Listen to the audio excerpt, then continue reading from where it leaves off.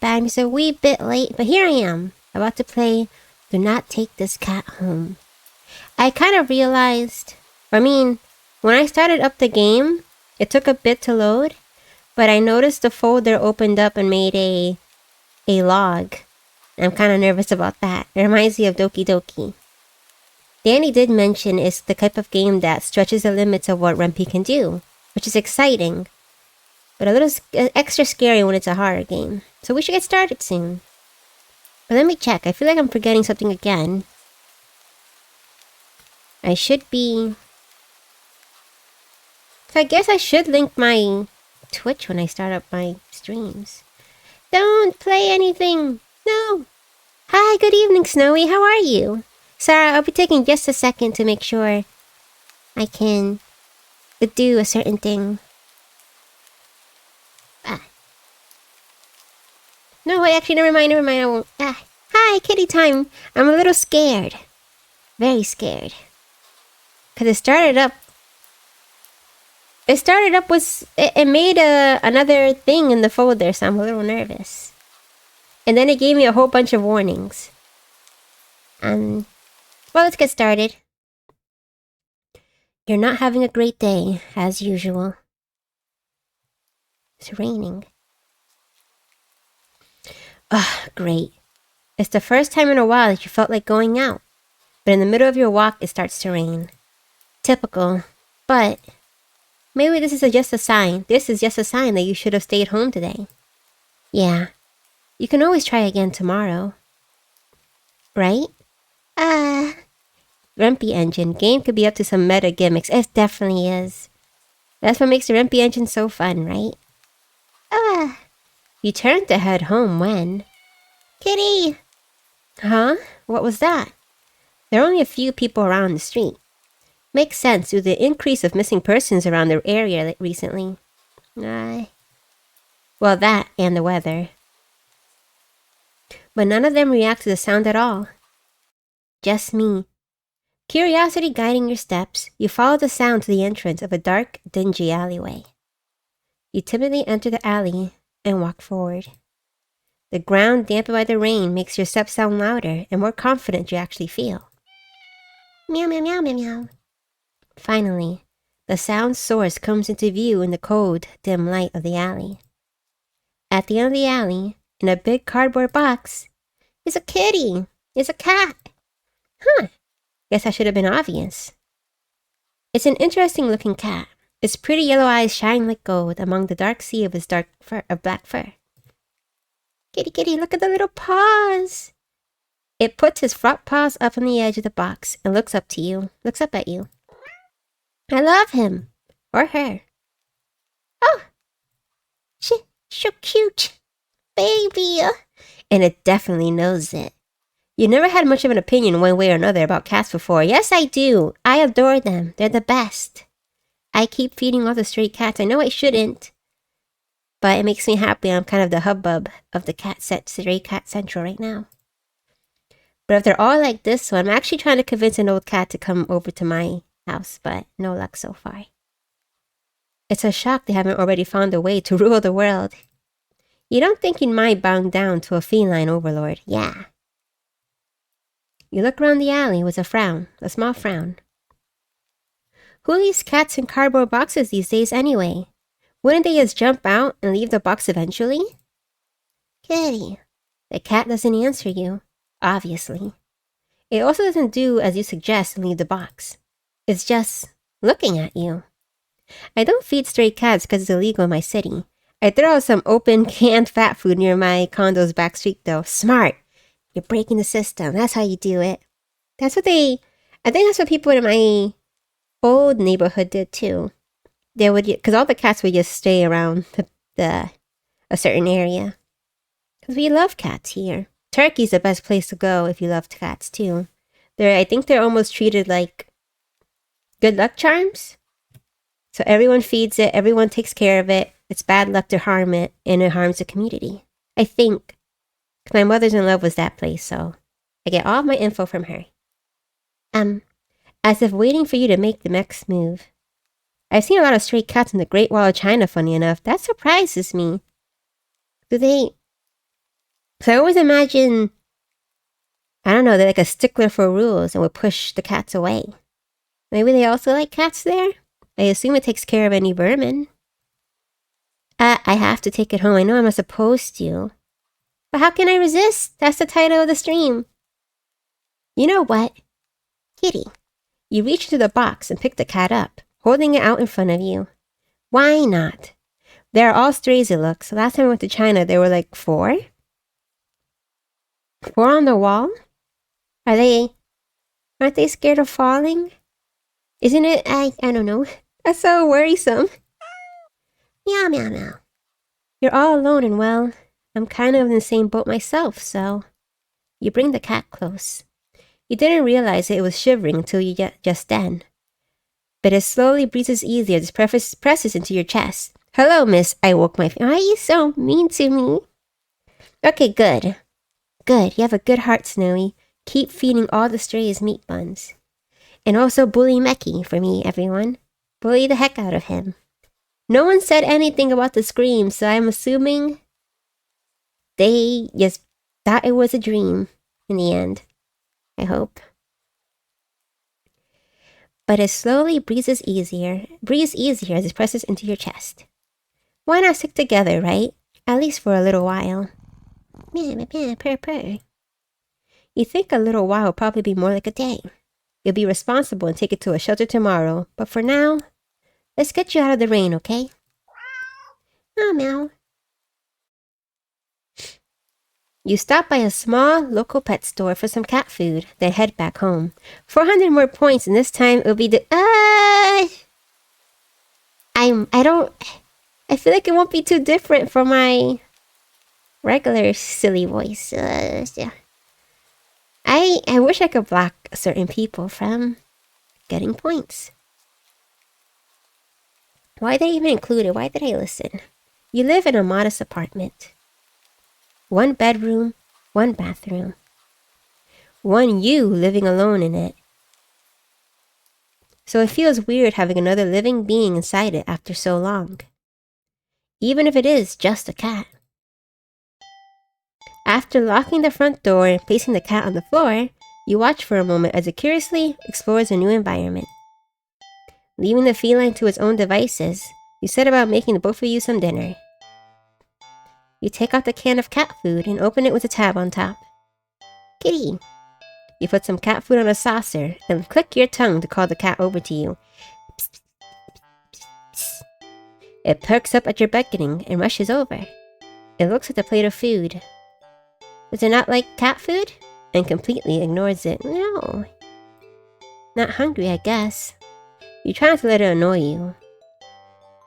I'm trying to imagine how this will become horrific later. It's too adorable. A cat doesn't understand the concept of money to appreciate that you spent your hard-earned cash on it. It's just a cat after all. I'll just leave it here if you get hungry later, okay? The cat rubs his body against your legs as a purr. You smile. That's enough of a thanks for you. It follows you into the kitchen as you start on your own dinner. You decide that you have enough ingredients for a sandwich. Bread toasted, mayo and mustard spread, turkey and cheese and lettuce perfectly placed. Ow! Ah! Ow! You wince as you cut your finger on the knife while slicing a tomato. I don't eat tomatoes. That would never happen to me. Tomatoes are super gross. Stupid. You feel a little embarrassed for such a blunder and sigh, tossing the knife onto the cutting board. You're about to head to the bathroom for a bandage when the cat hops up onto the counter. It sniffs at the knife and meows almost pointedly at you. You don't eat tomato. I like them grilled. Sometimes I'll have them chopped up into little bits on like a taco. That's it. Otherwise, the texture, the smell, everything about it is like I'm biting into a way too soft child. Yes, thank you, Danny. You understand. Tomatoes have no place in the human diet. No. They're only good for throwing at people. Don't worry, I'm alright. It was just What? You watch as the cat starts to... Lick the blood? Lick lightly, but enthusiastically at the blood on the knife. At your blood. You're so shocked, But by the time you come to your senses, the knife has been completely licked clean. To be fair, yeah, tomatoes are fun to throw at people, exactly. Perfect sound, perfect moisture. They were made to be little joke bombs. The cat sits back, staring at you. You feel a little uneasy. Sure, cats are meat-eating predators, but that was a little weird, right? Sure, you're no cat expert, but that was definitely not something an ordinary cat would do. Let me save. Up and go back. Right? Meow meow. Well, regardless, you're not about to abandon a cat in need while still raining outside. And after all your efforts, you were going to take it to the shelter tomorrow anyway. What's one night of awkwardness? Weird or not, it's just a cat. The rest of the evening, unfortunately, goes downhill from there. I hope we get to name it. Even after covering up your finger's cut with a bandage, the cat keeps trying to lick at the wound. While you're eating your sandwich, while you're cleaning up the kitchen, while trying to watch TV. You gently push it away every time, but you're starting to get worried at the strange behavior. What if it's got a taste for blood and thinks you're food now? You're not sure what you'll do if it starts to get more aggressive. You keep thinking about the cat food sitting in the corner, untouched. Meow wow. Meow wow wow wow wow. Meow. Oh, come on, enough already. You shove it away a little more forcefully this time out of annoyance. You feel bad immediately, but before you could do anything, the cat meows sharply at you and dashes off around the corner into the hall. You sigh deeply. At this point, you're just worried that it's going to take a bite out of you in your sleep. No, yeah, never. Always give it love and kindness. But we currently have a dog, and it's quite a little puppy. And I know I should give it a firm no when it bites me, but I don't have the heart to, so I just end up being a chew toy. Yes, a firm no is fine. You don't have to push the little baby. Maybe a vet will have an idea of how to calm it down. You can only hope. You don't have many other options left other than tossing the cat out in the rain. After finding the number of a local vet, you pick up your... I can't see. The lights, yes, went out. Great. Just great. Rain must have knocked out the power. You checked your cell phone only to find that it's out of batteries. You must have forgotten to charge it before leaving out earlier. The outing had been so spur of the moment that had no doubt messed with your usual routine. You grab a flashlight and turn it on. A torch. I find holding their head in place and looking at their eyes for a while calms most of my animals besides the birds. Those I blink at. I'll give that a try next time, because he is starting to leave bruises, and that's not good. I hope it works. Gotta assert my dominance. It's quiet. It's too quiet. Did the rain stop? But then, why did the power go out? You look outside. The sky is pitch black. What time is it? You turn to check the clock. Help, kill, help, and 666. The cat sits on top of your digital clock, staring at you. Let me have a little bit of water. I am very weak to visual novels.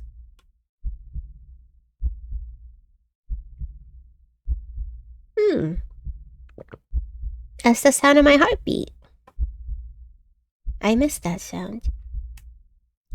Thinking now, you realize the clock shouldn't be working at all with the power outage, but the numbers are lit up. Let me save again. Return. And going completely haywire. The cat stares at you. It's completely still. You'd think it was a statue if you didn't know any better. It's not giving off any indication that it's alive. It's not blinking. It's not even breathing. But its eyes. Its beautiful, beautiful eyes. This isn't normal. You're afraid. You want to run, but you're afraid of letting the cat out of your sight. You consider tossing the cat out after all, but I will not. But as soon as the thought enters your head, you feel a sharp urge to vomit. Those eyes, its eyes hold you still, even with your flashlight trained on it. Its pupils are large, round, inky pits. Ah! The flashlight flickers. And the cat is gone. Fear immediately grips your mind. The silence, punctuated with the rapid pumping of blood in your heart, is overwritten as your ears slowly start to pick up the sound of static all around you. How is the clock working with no power? You don't know why such a question matters at the moment. Peter, 5-8. Be sober-minded. Be watchful. Your adversary, the devil, prowls around like a roaring lion, seeking someone to devour. You're making me scared. I already got the perfect quote. But you feel as if having the answer would make sense out of everything that's happening. That order would be restored. But no answer comes to mind. You back away from the clock. Glad I suggested this game. It's interesting so far. But my poor kitty. And feel as if the air itself coils tightly and abruptly in response, like a predator prepared to pounce. But waiting for your next move. But you're afraid to move. You're afraid to even take a breath. But you can't stay still forever, right? Whatever is watching you, you can already feel its impatience. It's too eager. You don't know how you know this, but you can sense it clearly as if it had whispered. Let's play. Ew! Ah! Right into your ear. ASMR children. Right into your soul. To E-Girl. Maybe that'll be a costume one day. E-Girl Abzu. It won't let you wait it out. Not that you could even if it did. You can't stay here. You have to run. With this thought, a sudden primal instinct awakens in you, making you tear yourself into a hasty burst of movement, of action. But you're still weak from the fear's grip on your mind. Your legs tangle together under you in your haste, and you fall to the ground. A sharp pain explodes in the center of your foot. At first, you think you've broken your ankle, but something warm and wet trickles down the length of your foot, pulling underneath it. You hear the sound of metal scraping on the tiles after skidding across the floor, as if it had been kicked. The knife! Winded from your fall, you look up in a daze and see the object glinting in a strange light coming in from outside. The light pouring in from your now open front door. Thoughts of how, when, who, what, in regards to your inexplicably open door screech to a halt. Inexplicably. As your brain finally identifies the metallic object you've been staring at. What? It's your kitchen knife. It's still tinted red from your earlier blunder, but that's not right. Wasn't it completely licked clean by the kitty? You gulp dryly at the pain in your foot. You barely have time to wonder how the knife ended up on your living room floor to be stepped on. Instead of resting on your cutting board, in the kitchen where you left it. Stepping on a kitchen knife sounds horrific. Oh no, is the kitty okay? I'm sure he's fine. He has a nice new meal now. Oh. When you spy something in the darkness just beyond the knife, it spies right back at you. A pair of glowing, golden eyes come forward as the cat emerges from the shadows into the light from your doorway. Kitty. It pads lightly over to the knife, as if skipping in the light. Oops. There we go. Okay. And bends down to lap at the blood dripping from the blade. Well, if he's enjoying it, that's okay. Your senses slowly begin to overwhelm you. The chill of the air as it starts to suffocate you under its weight.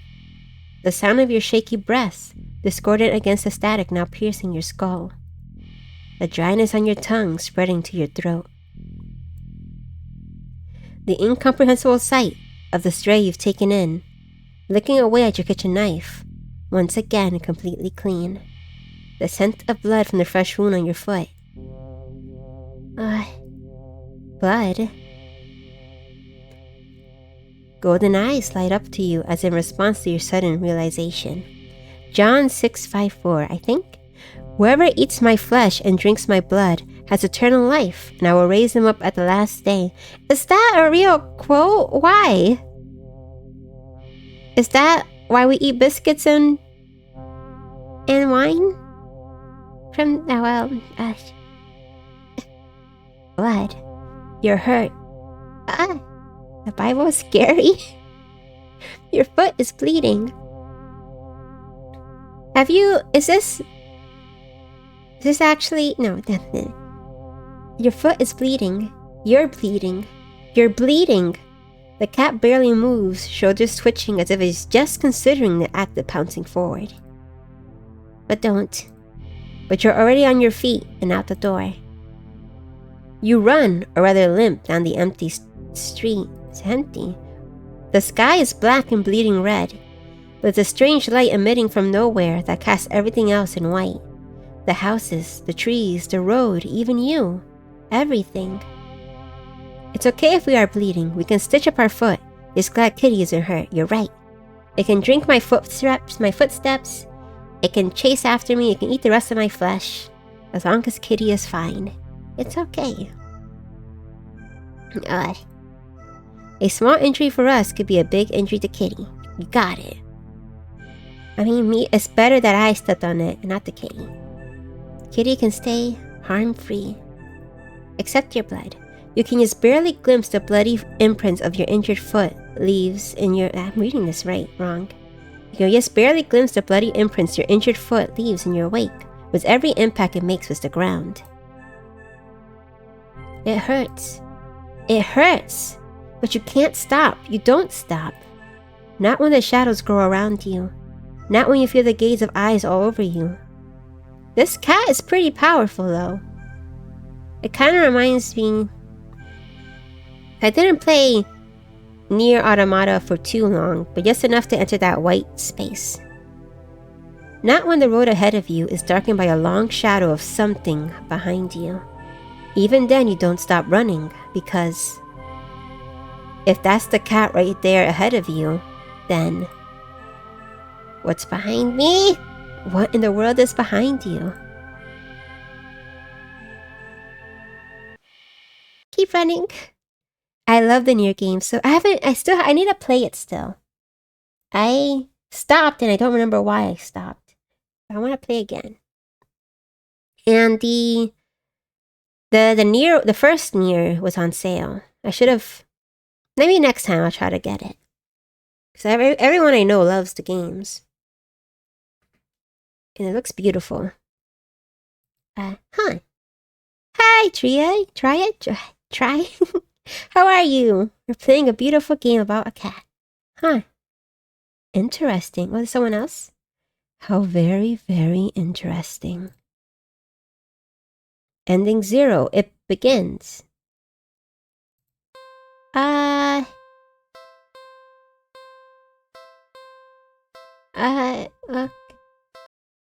Continue.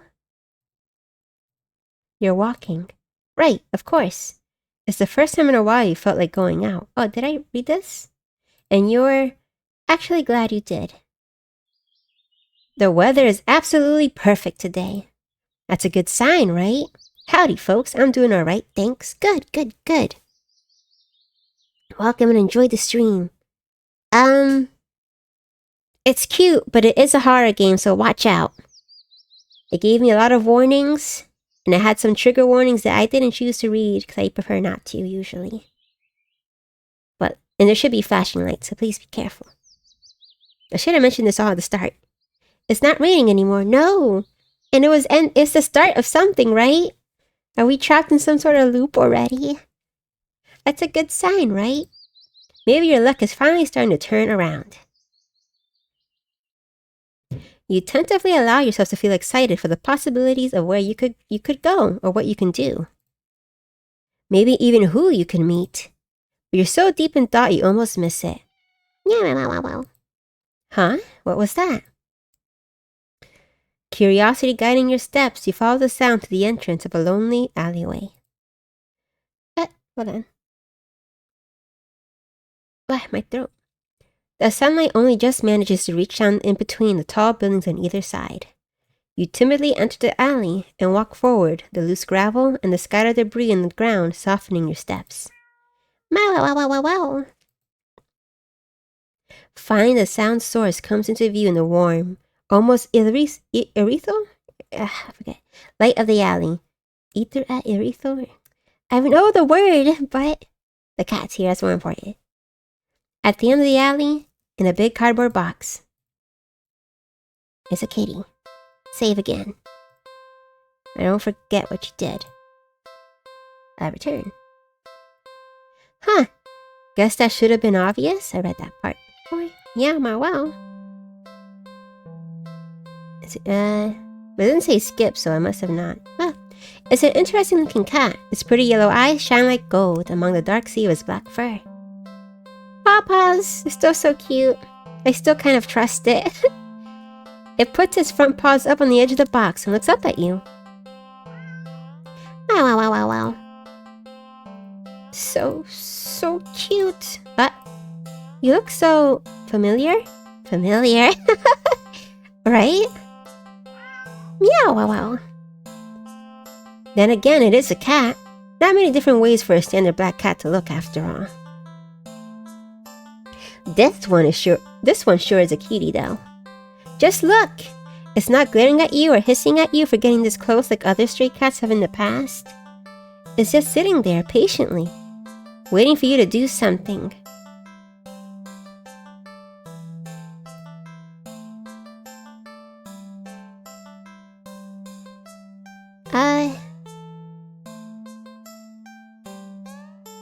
Why not? Is he disappointed in me? Well, why not? Right? Wow. You barely reach out your arms before the cat eagerly leaps into them and climbs up onto your shoulder. So cute. It butts its head into your temple, nuzzling against it. I want a cat that does that. None of my cats really like being held for too long. That's okay. They're all different. Purr. Hee. You can't help but smile at the cat's enthusiasm. Let's get you out of here, yeah? Purr. On the way home, you briefly considered getting cat food. But it would be a waste. But that would be a waste of time. You shrug at the odd feeling and move on. I'm doing a good job predicting stuff. You live in a modest apartment. 1 bedroom, 1 bathroom. 1 you living in it. So it feels weird having another living being inside it after so long. Well, I haven't read this part already. After locking the front door. Okay, yeah. Why is it breathing like that?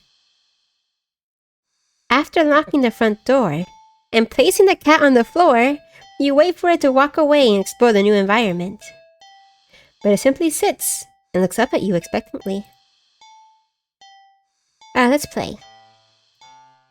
Like what? Oh! Let me save. Let's see. Clean cat, play cat, not feed the cat. Let me pet him first. It's not every day you have access to a cute, fluffy animal. What else is there to do but pet it to your heart's content? You sit on the floor in your living room and click your tongue to call the cat over. So cute! Oh my gosh. The cat dashes over to you, immediately climbing into your lap. Poor thing. You just want some attention, don't you? I love it. Let me name it. Alright. You carefully pet the cat. A rubber behind the ear, a scratch under the chin, A smooth sweep along the back, but not the tummy. That's dangerous. But my newest cat really likes tummy rubs. I feel blessed. Like an angel smiled upon me and gave me this belly. There's literally no way this cat is a normal cat, but I appreciate the love. Exactly. I mean, it makes it even more special. How often you get to pet a cat so... special. Purr. You keep petting the cat in your lap, enjoying this bonding time together. But the cat starts to get restless after a while. That's true. Let's do something else, Sally. Let's clean you. I hate the breathing so much. Upon giving it a second look, you realize the cat isn't exactly clean. That's clearly a knower cat, Snowy. Danny knows his stuff. Maybe it's true. Not surprising, since up until you brought it home, it's been sitting in a dirty old box, in an alley full of scattered garbage, for who knows how long. You've heard that cats can keep themselves clean, but maybe this is one of those times that a little human help couldn't hurt? I hope it likes Bass. Most special beings do, I think.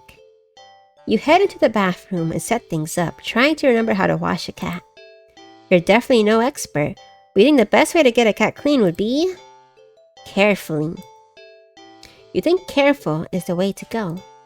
Cats aren't always fond of water, so you thought would be a fan of an excessive amount of it. So you pick the cat up and place it gently in the sink before turning on the water. I think you should turn on the water first, and then make a little pool of it. The cat is startled, but ultimately doesn't try to run away. Nice! Oh, his butt! My favorite part of the cat is the butt. You lather your hands with some soap and carefully give the cat a thorough half scrub, half massage. After a few minutes, you rinse the cat completely and gather her up in a blanket, drying it. Then you take a brush and carefully run it through the cat's fur. Purr.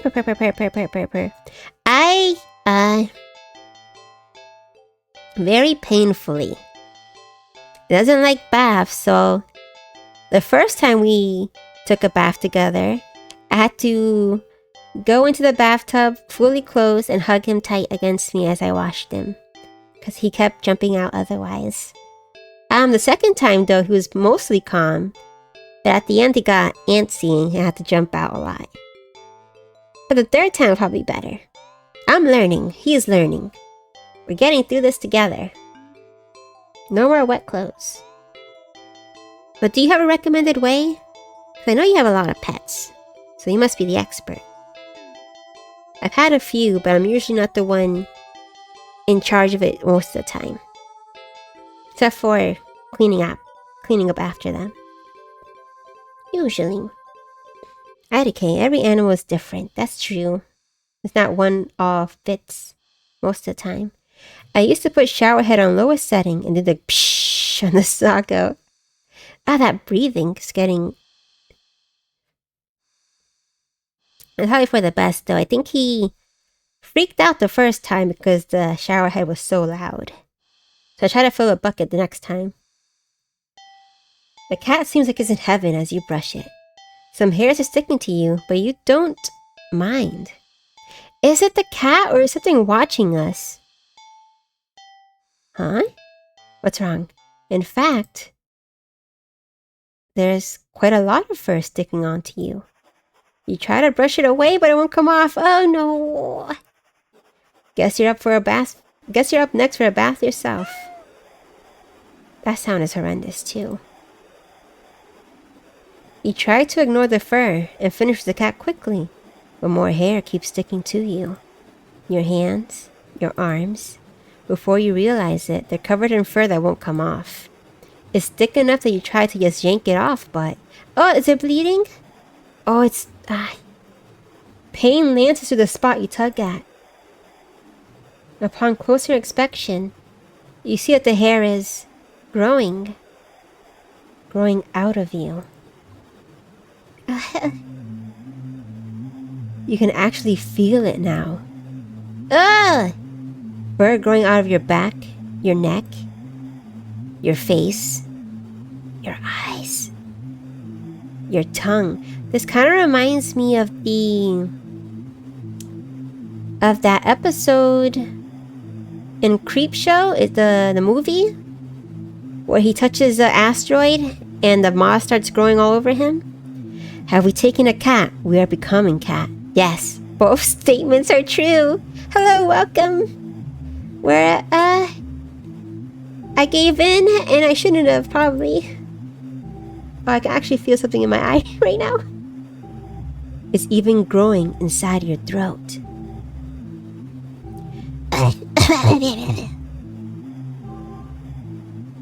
Succumbing to the fur. Who wouldn't?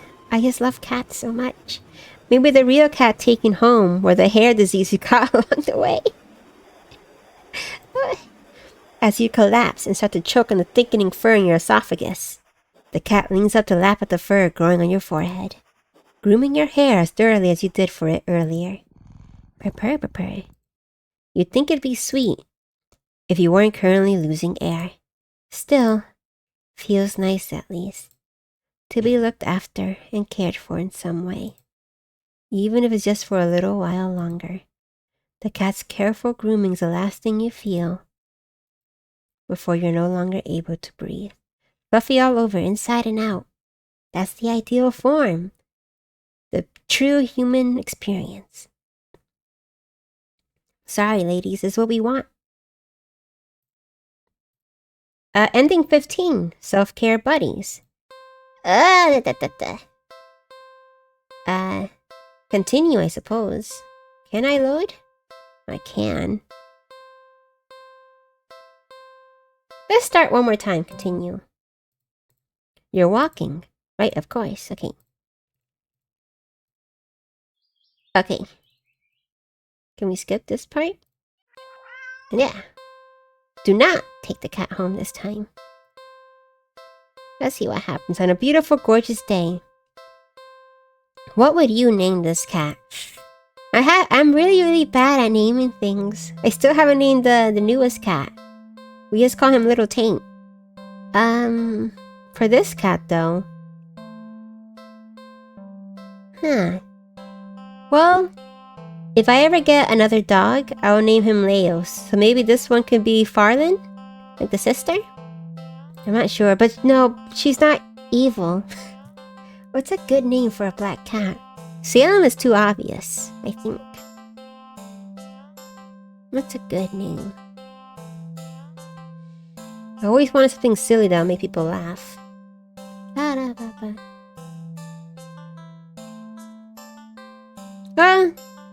For this kind of cat, maybe Tomie would be cute. Nora would be nice too. If I ever get a cat, I'm naming them Lucy. Lucy's lovely as well. I like that name a lot. And that Lucille song. Tomie is nice. I love the manga. I feel a kinship with her. The Dungeon Message Demon, you can name him this. That's true! I don't know if the anime is that far, but it'll make sense later. I read the whole manga, so that fits, is right. Thistle? I loved it. What a good series. I wish more manga can have, what was it, like a monthly release? Gives her so much time to set things up and not overwork her. Or your creators. Where did I save? Oops. Let's go back. Do not take the cat home. Sadly, as cute as the cat is, you never take this thing home with you. Right? You just can't take it home with you. You're a responsible adult. See ya. You are. With rent and bills to pay for. Not to mention you need to buy food to survive too. There's no way you could care for a cat long term, right? You can barely afford this little outing on your day off. I think Dungeon Meshi fans are going to be divided and the series becomes a little different later. That's true, I'm a little worried. But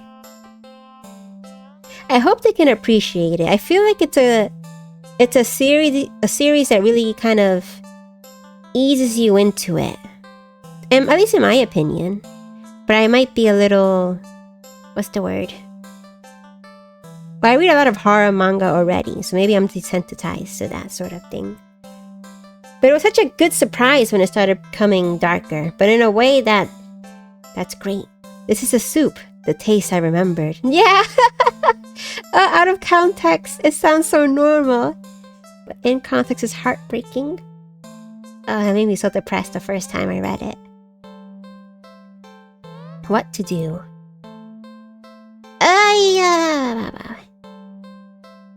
Two. I like this option. You are not ready. Oh, okay. Really? Okay. I will leave. You don't think it's a good idea to get the cat's hope up of having someone look after it if you're not willing to commit? What if it gets attached and somehow tracks you down back to your home?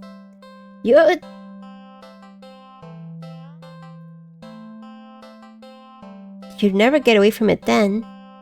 Okay. Sorry. See you around, I guess. You stand up, the cat watching your every move. Goodbye, my friend. You make it halfway out the alley when the cat meows almost pitifully at you. Meow, wow, wow, wow, wow.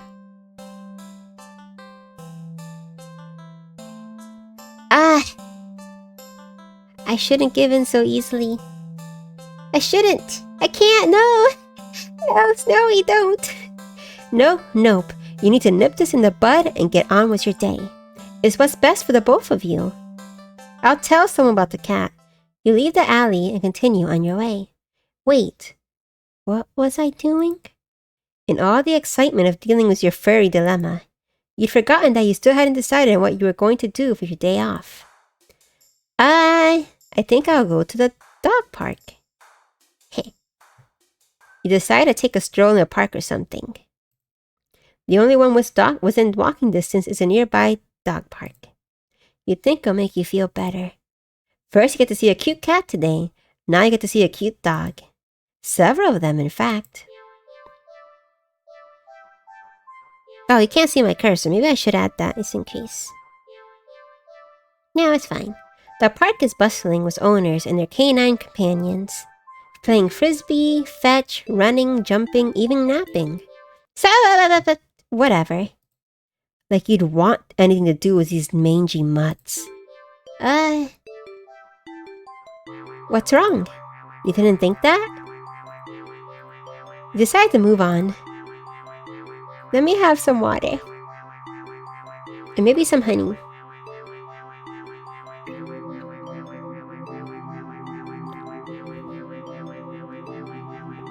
Ugh.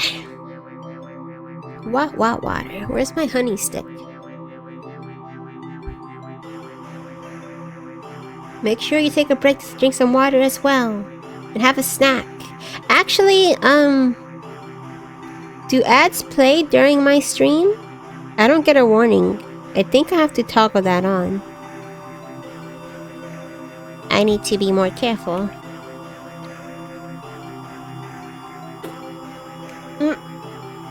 That sound was nasty. And this music is screaming at me. Did they make these sounds themselves? It's a good balance of catchy and also very misleading. I've seen ads on your stream recently. Okay. I'll need to check on that then.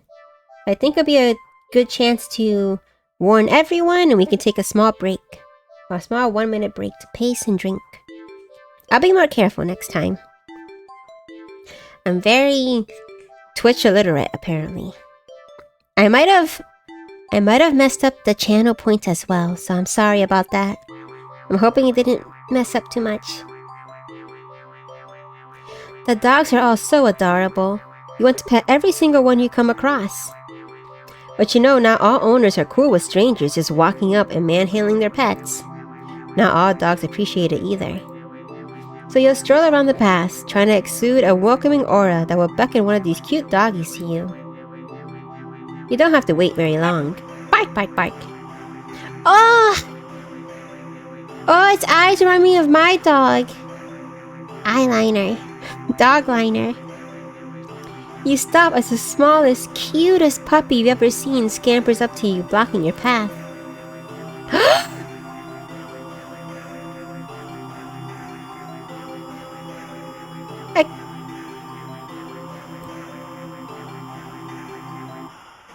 I can't do any of these, right? Kick the puppy, kill the puppy, eat the puppy, pick up the puppy. You pick up the puppy. Oh, drop it. You're terrified. You drop the puppy to the ground, practically throwing it from you.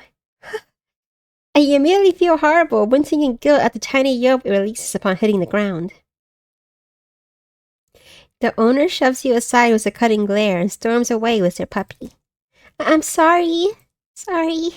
You call out, but they don't turn back or respond. I'm surprised they didn't punch me. I would definitely do that if someone did it to my dog. But I didn't eat it, so they should be thankful.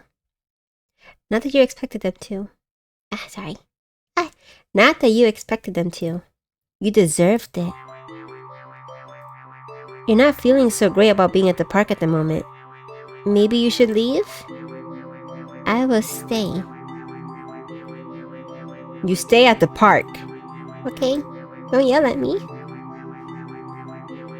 You try to calm down by watching all the dogs from afar as you walk along the path. But every so often, one will run up to you. And when they do, they look wrong. Their owners don't seem to notice. You find a bench and sit down for a quick break, closing your eyes. Maybe this wasn't the best idea after all. Maybe you should have stayed with me instead. Maybe. You're broken out of your thoughts when something lands gently on your lap. You look down and see a frisbee on your thighs. Hey, sorry about that. Can you throw that back? You look up to see an owner waving at you in the distance. But more importantly, bark, bark, bark, bark, bark, bark, bark. Bark, bark, bark, bark, bark. Bark, bark, bark, bark. A series of excited barks jerks your gaze forward and you see a large dog sprinting towards you. A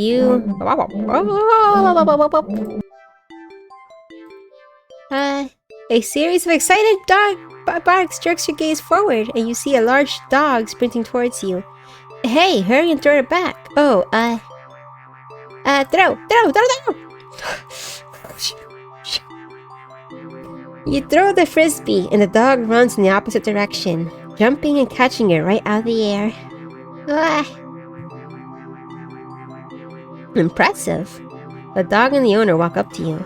Thanks for that. You can pet him if you want.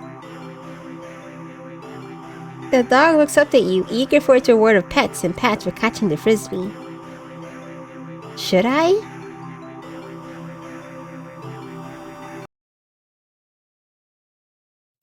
Really? Are you sure? I'm warning you. Do not touch that mutt. It's safe. Or you will regret it. I'll pet it.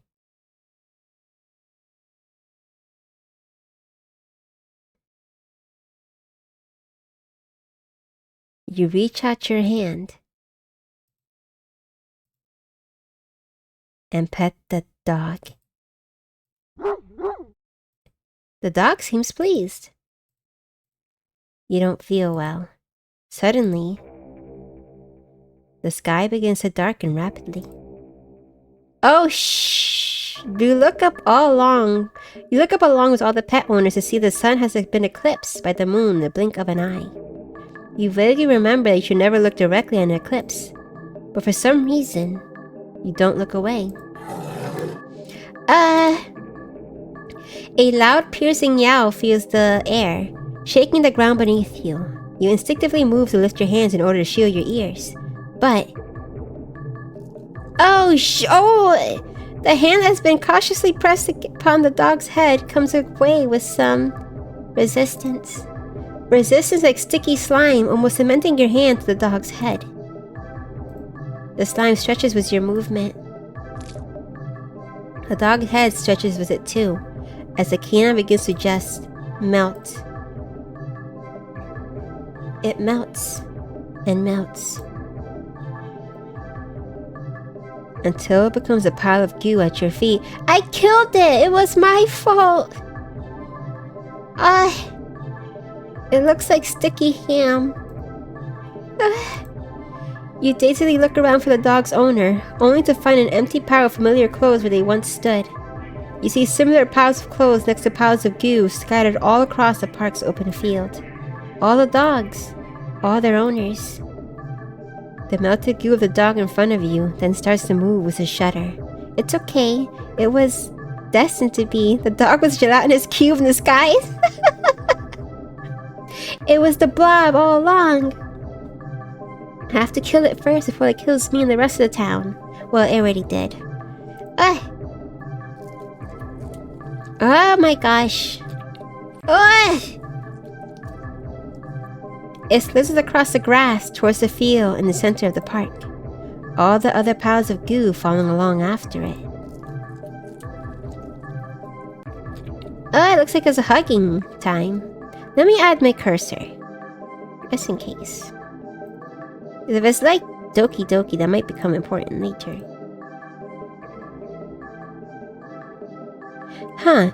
Dungeon Meshi never did a gelatinous cube, did it? They could have had fun with that. No, they only had the slime in the beginning, I think. And I think they made it into... jerky? What did they do with it? Or a soup? That would have been fun if they did more of the slime family. I wouldn't mind if they made like a... another book series on it. Hi, Kesso, how are you? Welcome, we're... trying to avoid a cat that won't leave us alone. They mix and melt together into a single entity that shifts and undulates and bulges and grows. What? Oh, Dungeon Meshi, I love that anime. Me too. The anime is so much more well done than I expected. So I was a little worried since Studio Trigger is very good. But they always had that one episode that's like a little bit off quality. But they kept up the animation all the way through, I think. So far. You watched in dazed horror as it then fills out and shapes itself into the cat. Into the cat. Something Bible verse about giant gelatinous dog blob. I'm sure it's there somewhere. Just rack your memory. I believe in you. Into a behemoth of a dog. Snarling and frothing at the mouth. Red eyes frantic and searching. It's funny, before I start a stream, I like to read something to myself to see how the mic is. And today's was about a hellhound. So it kind of fits. Maybe I'll read it later. Before the glowing orbs land directly on you. The rumbling growl it emits is so low and deep, you can feel the sound of it crash into you. Yes! What choice do I have? Hello. No. You had your chance. Better start running. Is there actual running in this game? You try to run. You're not fast enough. The behemoth barely takes a few leaps before it's already towering over you. I'm fine. A bit tired because I got out for some documents. Well, what kind? Oh, I shouldn't ask what kind of documents. But I hope you can relax now. Relax. Enjoy the sound of me dying to a wet, gooey dog. Or whatever it is that helps calm you down. Have some tea. Or soda. Or a muffin. I'm gonna have a little bit more water.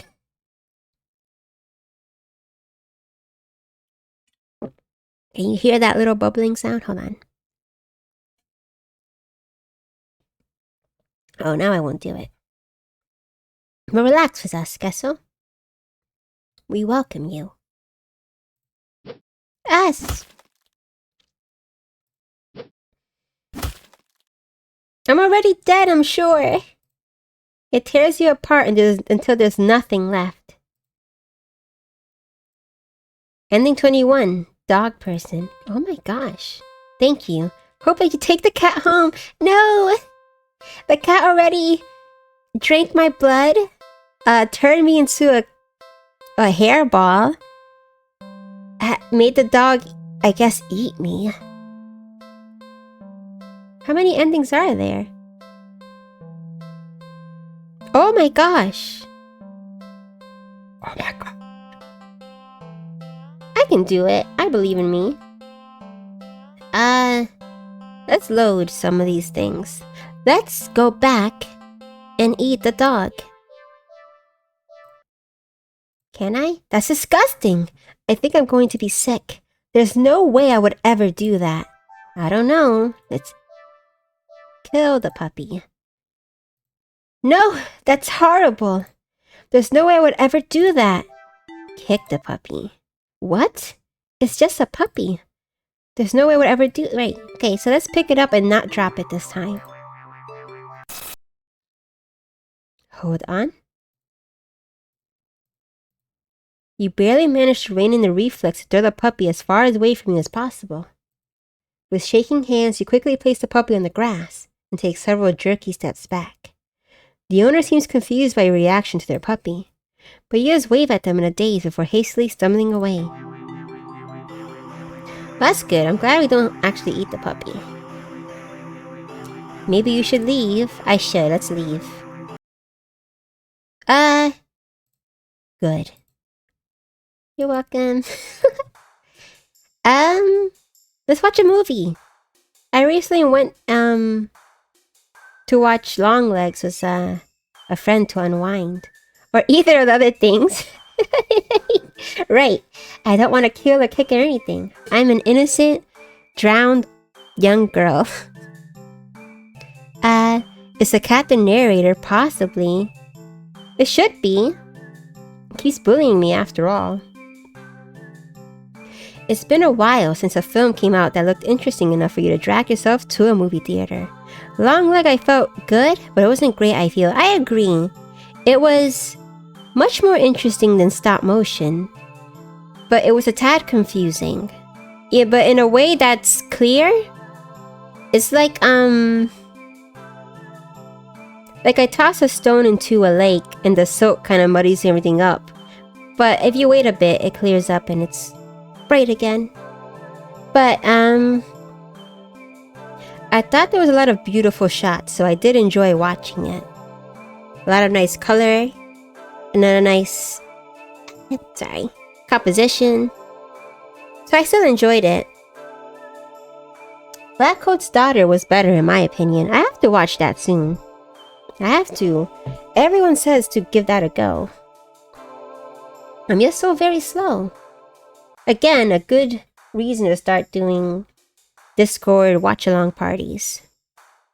But I keep wanting to check how other creators do it first. So I feel like I'm messing up a bit. So yeah, cinematography-wise, super well done flick, yes. It's beautiful. I want to take some screenshots and just do redraws. That's always good practice. For color theory and other such things. I need to work on a lot of stuff.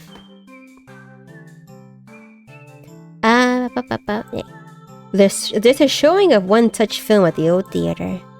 The movie was a little too niche to be picked up at the new cinema that opened right across the street. That's okay though. You're not exactly a fan of the crowds. And nothing ruins the experience of watching a new movie for you more than a noisy audience. Old theater.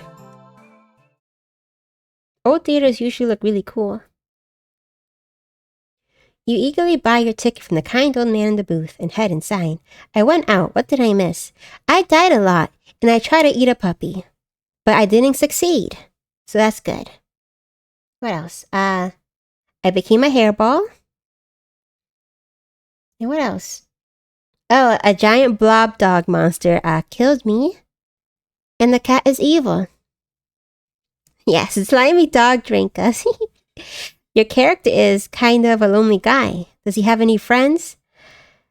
Probably not. He seems like he's just going through life on some sort of record. Every day's the same old thing. It's barely making by. I guess that's the case for most young people these days. But we can be his friend, right? Oh, I feel kind of sorry for him. Yeah, it's okay. Maybe he probably got singled out by the cat because he's so lonely. So if you see a lonely person, why don't you spend some time with them so they don't get haunted by a mark of evil? But no pressure. Meeting new people is scary. Let's see. Well, that's a theory. You think Cat chose him? I hope so. I mean, I shouldn't hope, but I'm sure it beckoned him for a reason, right? Come into this dark alleyway. I want to test you and only you. No, but it is scarier when something terrible happens to you completely by chance. I think that's some of the most horrifying sort of stories you can hear. No rhyme or reason, you just happen to be in the wrong spot. It's barren of any trace of other people, and the decor looks like it hasn't changed since the 80s. Maybe even the 70s. But it's what you were counting on. You consider buying some popcorn, but can't help but be concerned that everything at the concession stand might be expired. You move on and walk through the halls, finally locating the theater designated on your ticket stub. Experience horrors relating to some sort of cat. Is this Funger? I hope not. Pocket Cat is, well, I'm older than his preferred victims. So gross to say. But I will probably be safe from him, right? It's so gross. I don't want to think about it. Pocket Cat. Got a pet for your tummy. As expected, the theater movie we'll be playing in is completely empty. Perfect. You pick a spot right in the middle, even counting the seats and taking into consideration the gap of the staircase. Would you believe me if I told you Pocket Cat is a good person? No. I struggle to believe that he is. I trust you, but in the story he was, and you'll never discover why, because his backstory game is never finished. I don't know, because he wants to take my little girl away, and he's always rubbing one out in front of you. That's so inconsiderate. I guess I'll find out one day. No, Meki, go away! Don't listen to me talk about that. Your young, useful, innocent ears. Sorry, I shouldn't mention these things. But yes, Pocket Cat is a good person. I'll tell you when it's time. I don't know. Miss, I am an adult. Young man, you should sit down and listen to your elders. I said that was a lisp, oops. We'll see about that. We'll see. Yes. As you settle in, the dim lights fade away, leaving the room pitch black for a few seconds. I thought this was it is a horror game. It's gonna get worse. It's on Danny's recommendation, and so far he picks pretty good. Before the screen flickers on. No commercials or trailers pop up. The movie just begins. Pleased, you shrug and let yourself get immersed in the opening scene. But just as you're getting into the premise, the doors open behind you, momentarily casting light into the room and ruining the atmosphere. That's a weird place to put the door. You hold in a frustrated sigh. It's a public establishment after all. Why did I read, I'm an adult in a very specific voice? Where did this thought come from? Have you watching too many shows? It's okay. Meki's our young little dad. It's alright. The place can't exactly afford to stay open if you're the only customer. You try to refocus on the movie, but you sense a new presence slowly shifting around the theater. Before heading in your general direction. What? Ah, right in front of me, you son of a... No, no! I'm too young to be at that. I don't know. I heard you say it yourself. Abzu's like a daughter figure to me. Don't, I didn't say it, so you can't clip it. Did you hear that, everyone? I am a daughter figure. What a scumbag, right? The very worst. There's only the two of us in this theater. You can sit anywhere else. Daughter sister. You gape in utter disbelief as the stranger shuffles down the aisle, only to sit right in front of you. Bastard. There's no one else here and plenty of places to sit. The stranger is also unusually tall. Even with the stadium-like arrangement of the seats being on a somewhat steep incline, they're completely blocking your view. I would dunk my coat on his head and blame it on my security. Good. You should always do that. And people who are on their phones during the theater too.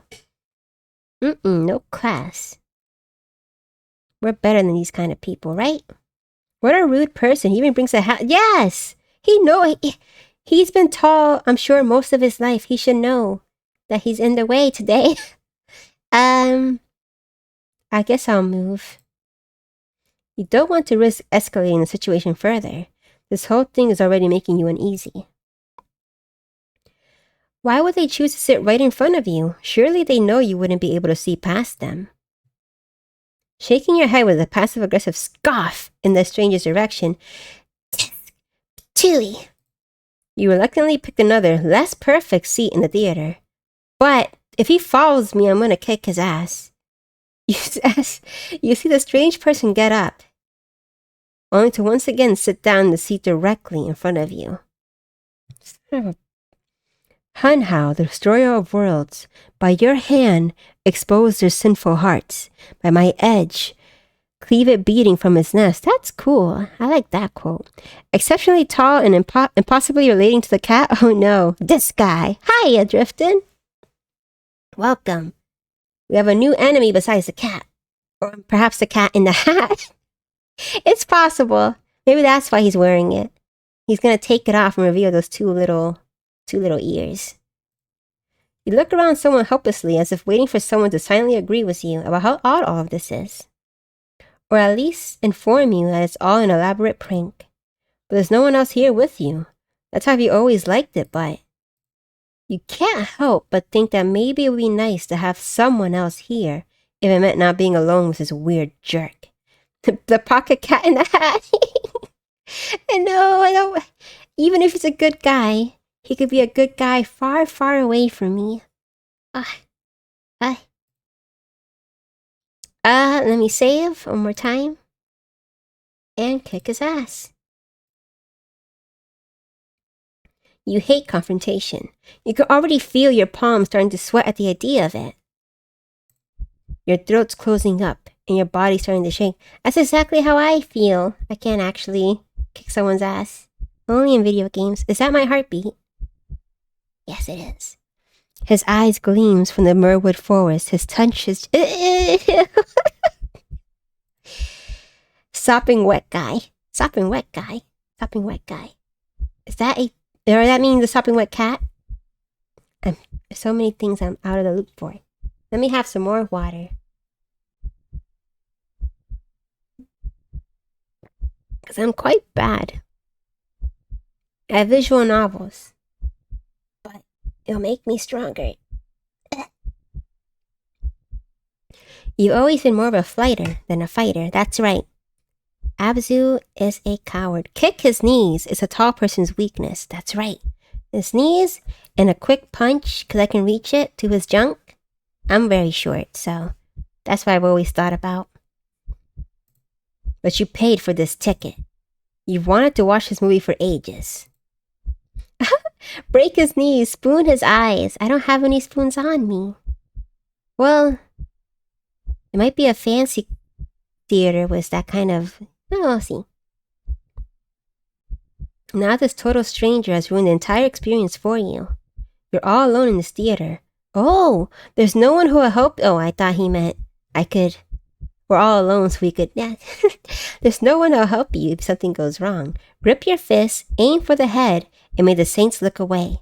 I'll give it a go. And I should tuck my thumb outside my fist, right? Vampire bite? I wonder what would happen if I did bite someone. It's like a ghost. You can't turn into a ghost from a ghost bite, but maybe something special will happen. I have a taste for it, so I'll try it one day. But you're angry enough that you ignore the signs of your body, begging you to put as much distance as you can between yourself and the stranger. You stand up, even standing and higher up on the incline. The stranger's at least a head taller than you. That's right, he's very tall. Very tall. He might. What was he? It's growing dim. The movie continues to play in the background, but you feel as if a hush immediately falls heavily over the theater at your movement. As if you can sense the stranger anticipating what you plan to do next. You square your shoulders and force a little bass into your voice. Bass. Hey! The effort makes your words come out more harshly than you intended, like a sudden and vicious bark. Wait, I think we're getting something wrong. This is the first person. Oh, it's true! The first person we met in the story. I didn't even. Yeah, because everyone else was off screen. We met the dogs, we met the cat. This is the first human. I mean, if one were to die of a ghost bite and become a ghost by dying, would that count? Would it be a special kind of ghost or just a regular ghost? Would anyone like to try? And let me bite them just a little bit. I remember, well no, that was the opposite. If you bite a ghost, they start bleeding, but well, I have to do research. But you figure they deserve it anyway. You're being a real jerk, you know that? Yes, what are you playing at, huh? Are you trying to piss me off? The silence that follows your words is deafening. So much so that you glance at the screen, only to find the movie has pause. If you die from a ghost bite and become a ghost, wouldn't it get super awkward between the two? I would simply absorb the other ghost out of embarrassment. I've been a ghost longer, so I should be stronger theoretically. Again, have not quite tested it out. But that's what I usually do out of embarrassment. Either flee, absorb, or talk things out, or apologize a lot. One of those three. I gotta do better.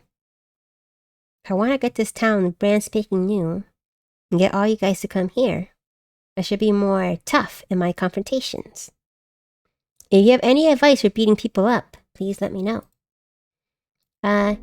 Your attention is ripped back to the stranger in front of you as they shift slightly. Like a small animal trying desperately to anticipate the moves of a predator. You don't move an inch. Oh, he meant me. You don't look away. You don't dare to blink. Instead, your eyes widen as the person's head turns. And turns some more. Oh, they're kind of pretty. Then turns more, beyond what should be possible. Neck bones cracking. That's kind of attractive. Yes, I like that high. The face you directly. You can't move. Yes, he does. It's so shiny. And the smile and the teeth. I'm into it. You can't move. Wide glowing eyes resting above a wider grinning mouth gaze down at you. The stranger opens their mouth, and what comes out is something impossible to comprehend. And he's foreign? Oh, it's a cat! Nya nya.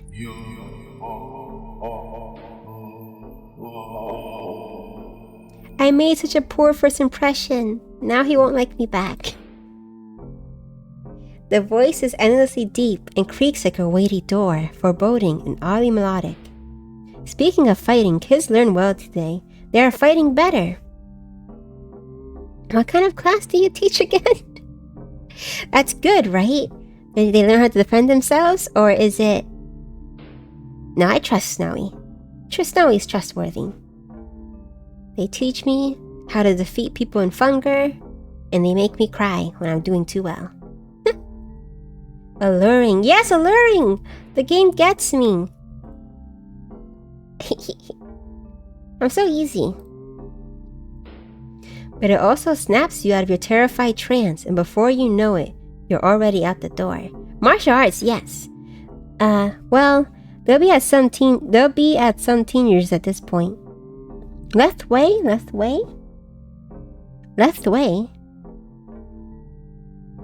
Should I? I'm sorry, I think I'm misunderstanding. I ran away. You run through the halls of an empty theater, heading for the exit. Reminds me of Paprika.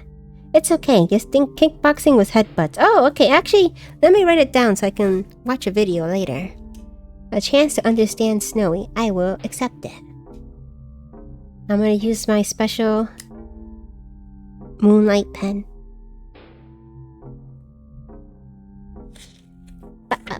Just a second.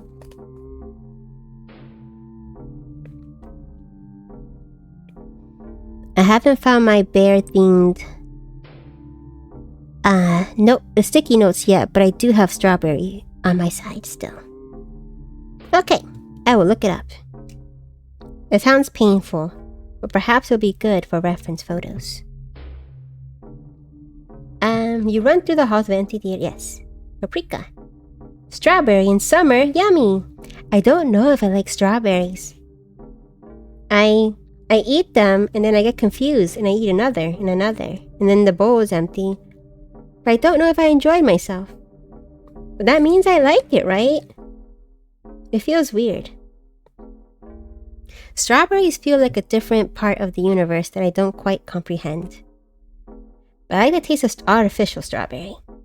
The more fake it is, the better. You feel something watching you from behind, but you're too afraid to look. The exit is now in sight. You sprint forward and burst through the doors. Ouch!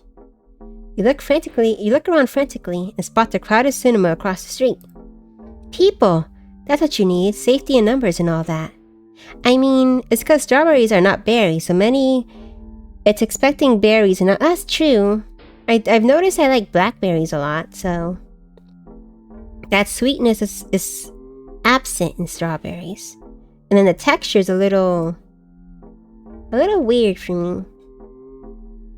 But then I just keep eating another one. I like sweet fruit. Yes, me too. I know I shouldn't have too many. But once you have a little bit, you get addicted. Like, I want to eat an orange now. People, that's what you need. Safety and S. Without thinking, you rush into the street when a sinking sensation crawls on your spine, compelling you to look behind you. Don't look behind you. I will save and look behind me. I am a bad girl. I don't listen, I rebel. I'm very mean. Despite your resistance, you feel your head turning to look back of its own accord, while in the middle of the street. Oh, he's less cute. You catch a glimpse of the grotesque-looking person standing behind the glass doors of the old theater, watching you intensely, cradling something in their arms. Something familiar. But... Beep! Ah! Oh, a car? Ow! Ah! A glimpse is all you get, as the truck speeds forward and crashes into your body. I screamed again. Is he warning you end up like him if you take the cat? Oh, that's an interesting interpretation. It's possible. You're killed on impact, your body splattered across the road, and you crush further underneath the heavy tires. I got isekai. Isekai truck! Ending 16, poor screening arrangements. But it's possible. You didn't... If he, yeah, maybe. That's kind of kind of him. But he did have the aura of a predator, so I shouldn't be too trusting.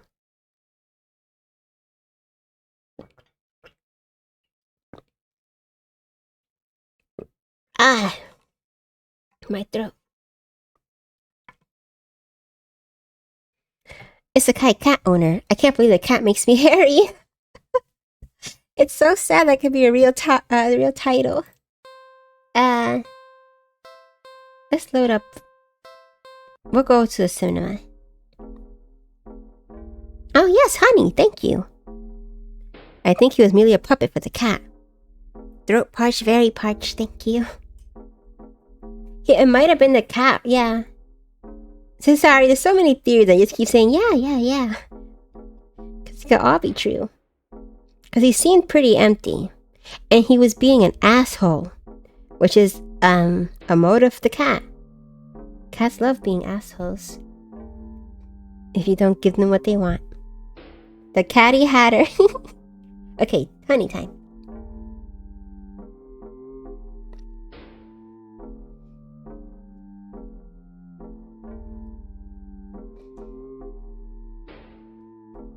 I should also have a pot of tea. I need to buy a pot. Ugh.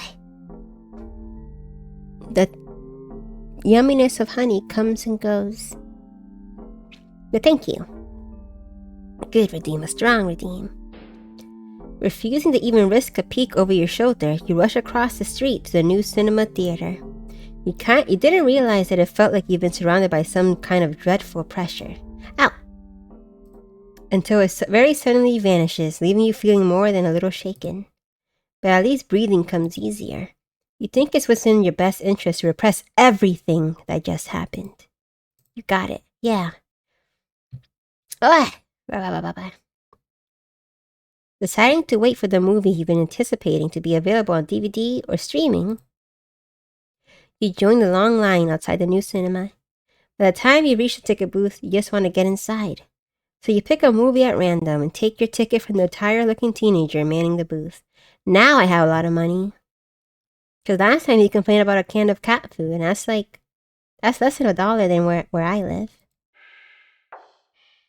The decor is chic, sleek, chic, and sleek, and the inside is bustling with people. It's not what you're usually into, but it's kind of nice not being alone. Even if you feel a little lonely watching families and groups of friends laughing among themselves. That's right. It's confirming our theory. He's lonely. The cat is perhaps singling him out for that. What else? Or why me? It has to be more than just being lonely. You'd get some popcorn, but the lines at the concession stands are long and the prices are criminal anyway. You have to sneak in food. You go to the market store, you buy all the cheap candies, and you hide them in your nature pockets. Well, no, you shouldn't do that, but you hide them somewhere safe. You go through the halls, and following the signs to the theater designated on your ticket before heading inside. Hi. Oh no! You sigh at the sight of an absolutely crowded theater. You head towards a seat only to be told by the person next to it that it's being saved to someone. This happens a few more times before you finally manage to get yourself settled into a seat unknowingly off-center to the screen. But the screen is at least visible, if not a little too close, so you grit your teeth and bear it. I usually don't like going to movie theaters, but if they're screening Studio Ghibli movies, I usually really want to go. Or Look Back. I want to go watch Look Back in theaters. The lights fade out, but the chatter doesn't. Ugh. The rest of the audience seems content to talk to the commercials and even to the trailers. You figure the chatter will stop when the movie actually begins. But it doesn't get even slightly quieter as the opening scene starts to play out. Ah, damn, your chance of enjoying a movie theater has similar odds of a snake winning a typing contest It's not fair. All I want to do is relax, not get killed by a cat and watch a movie. But the universe is against the very idea. Honestly, it feels like the snake has a better chance than me. But it doesn't even get slightly quieter as the opening scene starts to play out. You sigh out loud, not thinking anyone would hear you anyways. This is why you avoid movie theaters like the plague. Ow! So bright. Oh no. Suddenly the screen changes, showing the face of a black cat. A familiar black cat. Confused murmurs fill the room, but then, the cat on the screen meows. Oh, like the guy. The sound is strange, and not at all like any cat should sound. Haunting, almost melodic. Melodic? And layered, as if made of multiple voices of different creatures. Creatures that would probably never say.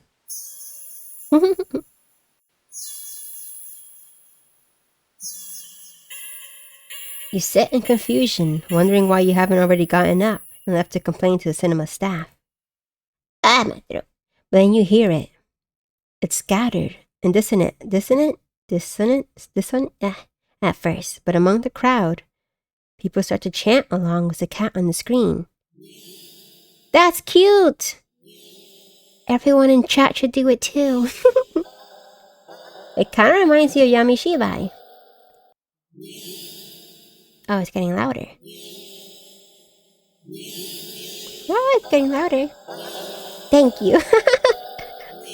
Soon, the entire room is chanting in perfect unison, everyone staring intently at the cat on the screen. You're feeling strangely drawn to the screen yourself. The cat will make for a lovely VTuber. But the compulsion to stare blankly like the others isn't that strong. For now. Also, you start to notice at the corner of your eye that some of the people in your immediate vicinity are looking at you. No. Hi! They're outright staring holes into you, even as they continue chanting. They don't miss a beat as they slowly begin to frown at you in blatant disapproval. Oh my gosh! Their scowls deepen as time goes on, as if they're getting impatient. Let me save. I'll try to blend in. That sounds like me. Thinking fast, you look to the screen, and began to chant in tandem with the crowd. Yeah.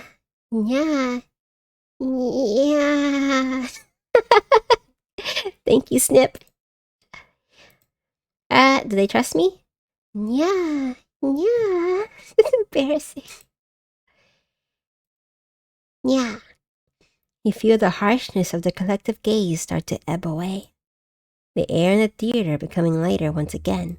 Yeah. You realize air shakily. You just realize you've been holding your breath earlier. You feel stuck. Surely you can't just up and leave now. Not after whatever all that was. The people all around you seem fine now. But there's no telling they get aggressive at you for even moving too much. Never mind outright getting up and leaving. You decide to let this run its course. Hopefully someone will come along. Right? Or at least turn the film off? You continue to chant along with everyone. You start to feel lightheaded. You feel as if you could fall asleep, but your eyes don't feel heavy in the slightest. You try to look around and gauge the other's emotional state. But you can't seem to look away from the screen. You try again, but you're still locked into eye contact with the cat on screen. My little baby cat.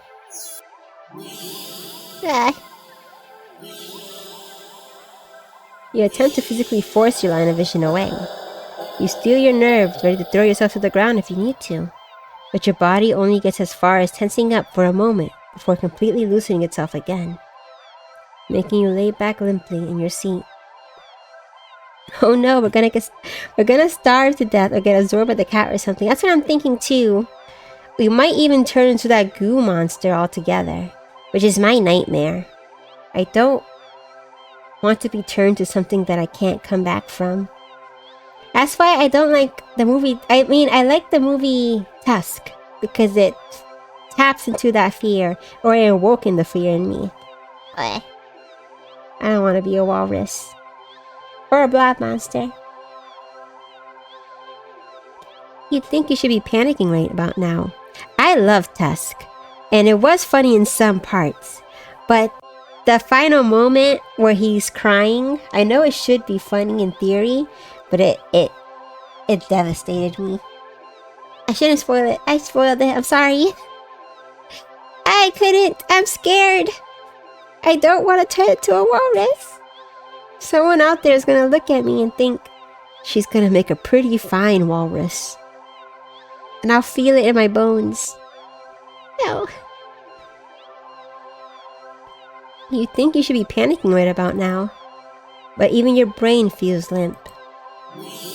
What a fun concept though. Your thoughts are vaguely muted pastel pink, airy, sickeningly sweet and loosely spun, like cotton candy. Damn, she'd make a mighty good friend. What do you mean? I'm already their friend. Always have been. Every single person on this earth. I know. As long as you've been near a body of water, we've been good friends for a long time. Like cotton candy. You like cotton candy. Am I gonna eat myself? You think you shouldn't mind your thoughts and body being like cotton candy either. So, why get up and ruin that? It's nice here. You're more at peace than you ever felt before in such a crowded room. Still chanting. You've never felt so aligned and in tune with another person, let alone with an entire room of complete strangers. You're not alone. Out of the corner of your eye, the person next to you starts to sink back even further into their chair. They sink more. And more. Not like they're slouching or reclining, but more like they're in bliss. Oh, shit. Deflating. Their skin bunches up and wrinkles like fabric, as if their muscles, their bones, have started to disintegrate. Their eyes dim before sinking into their sockets. Their mouth, still attempting to chant, falls open over a cut-off "nya," gaping as the word ends in an awful hiss, a final weak release of air. You muse thoughtfully about whether or not you should be distressed at the sight. Oh gosh. But even then, the blanket of peace doesn't leave you. So that means they all look like the person in the other theater, sort of? Suddenly, from the pile of skin and clothes next to you, you see a lump moving around. Cotton candy sure seems scary. That should be the next movie they make. Turning into cotton candy. The idea of your skin turning to small little strings of candy is actually kind of disturbing. But it'd be a nice marketing idea. Fleshy cotton candy. Well, they do make meat floss, and that's kind of good. A little salty, but... With me, it depends. Either quite horrifying or quite nice, depending entirely on if it's like a good transformation. Like if I got cool abilities, rather than becoming something like in The Fly. That does count. Like, what's a good, example? I guess maybe... Well, I know. I mean, the whole point of Chainsaw Man is that it's not perfect, but it'd be cool to become a hybrid like Chainsaw Man. What else? For something better. I don't watch enough superhero movies. Who had cool powers? But yeah, something that doesn't... I don't want to transform to something that I can't control. Like the walrus, I can only eat fish and cry. And the fly, I can't barely do either of those. I haven't watched it yet. I have to watch that soon. What else? The human centipede, obviously. No one wants to be that. That would make such a funny VTuber, though. Human centipede VTuber. But what's a cool ability? What would you want to have? I will have more water as we think. That's true. It's closed.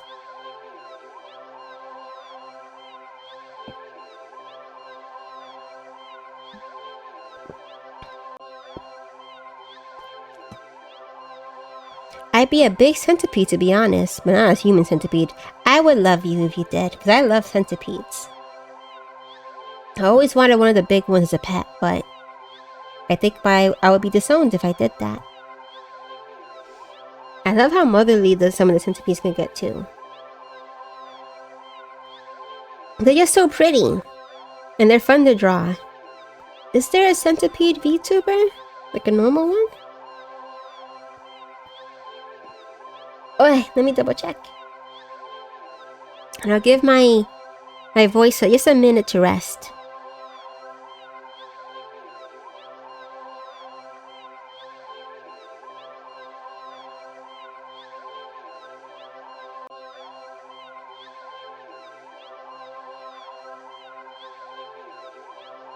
Right, let me have this a minute. I'm gonna make my model a little big.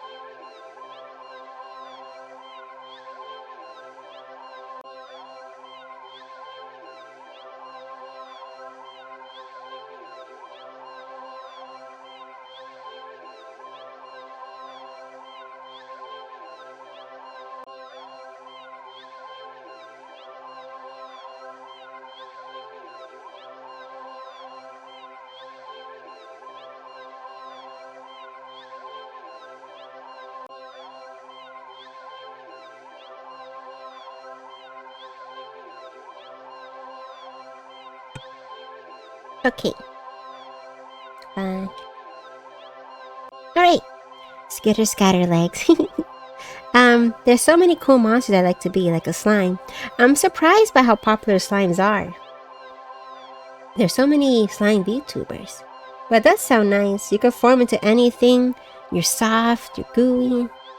I assume warm, too. And you can drown anyone anytime you like. It's kinda nice. I mean, you shouldn't. But knowing you can is nice. If I were a monster, I'm kinda interested in being a harpy. And I feel like the obvious, I like mermaids a lot, so I wouldn't mind being a mermaid. But a deep sea one, far away from everyone else. Observing things no one has ever seen before. Well, no. I'll probably be blind. We're mostly blind down there.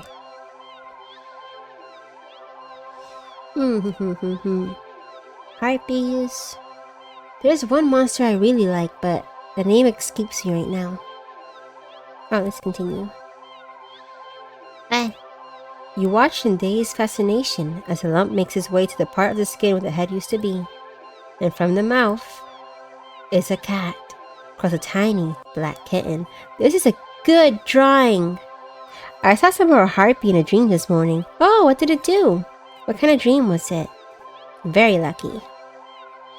I started liking them more because of a game I've been playing. a harpy man who can read your bones and tell your fortune. Very handsome, very sweet. I could not pull him in the game. It was a gotcha. It's okay. I'll get him next time. Oh, I like that. It's really good, right? You can hear the familiar hissing sound all around you now as the unified chants start to fade. It kind of reminds me of the rubber hose animation. Only to be replaced was the faint mewling of kittens. Everyone's giving birth! That's kind of sweet. Finally, your voice is the only one still chanting. Still human. And alone. Again. You don't want that. You can't go back to that. Not again. Not again. Please. Yes, then, you go completely limp. Your body feels light, but it might as well weigh several tons. Because you realize quite suddenly that you can't move. Not an inch. You can't shift your eyes to look around. You can't even breathe. But somehow, the chant continues to creak weakly from your mouth. That's the cat inside of me.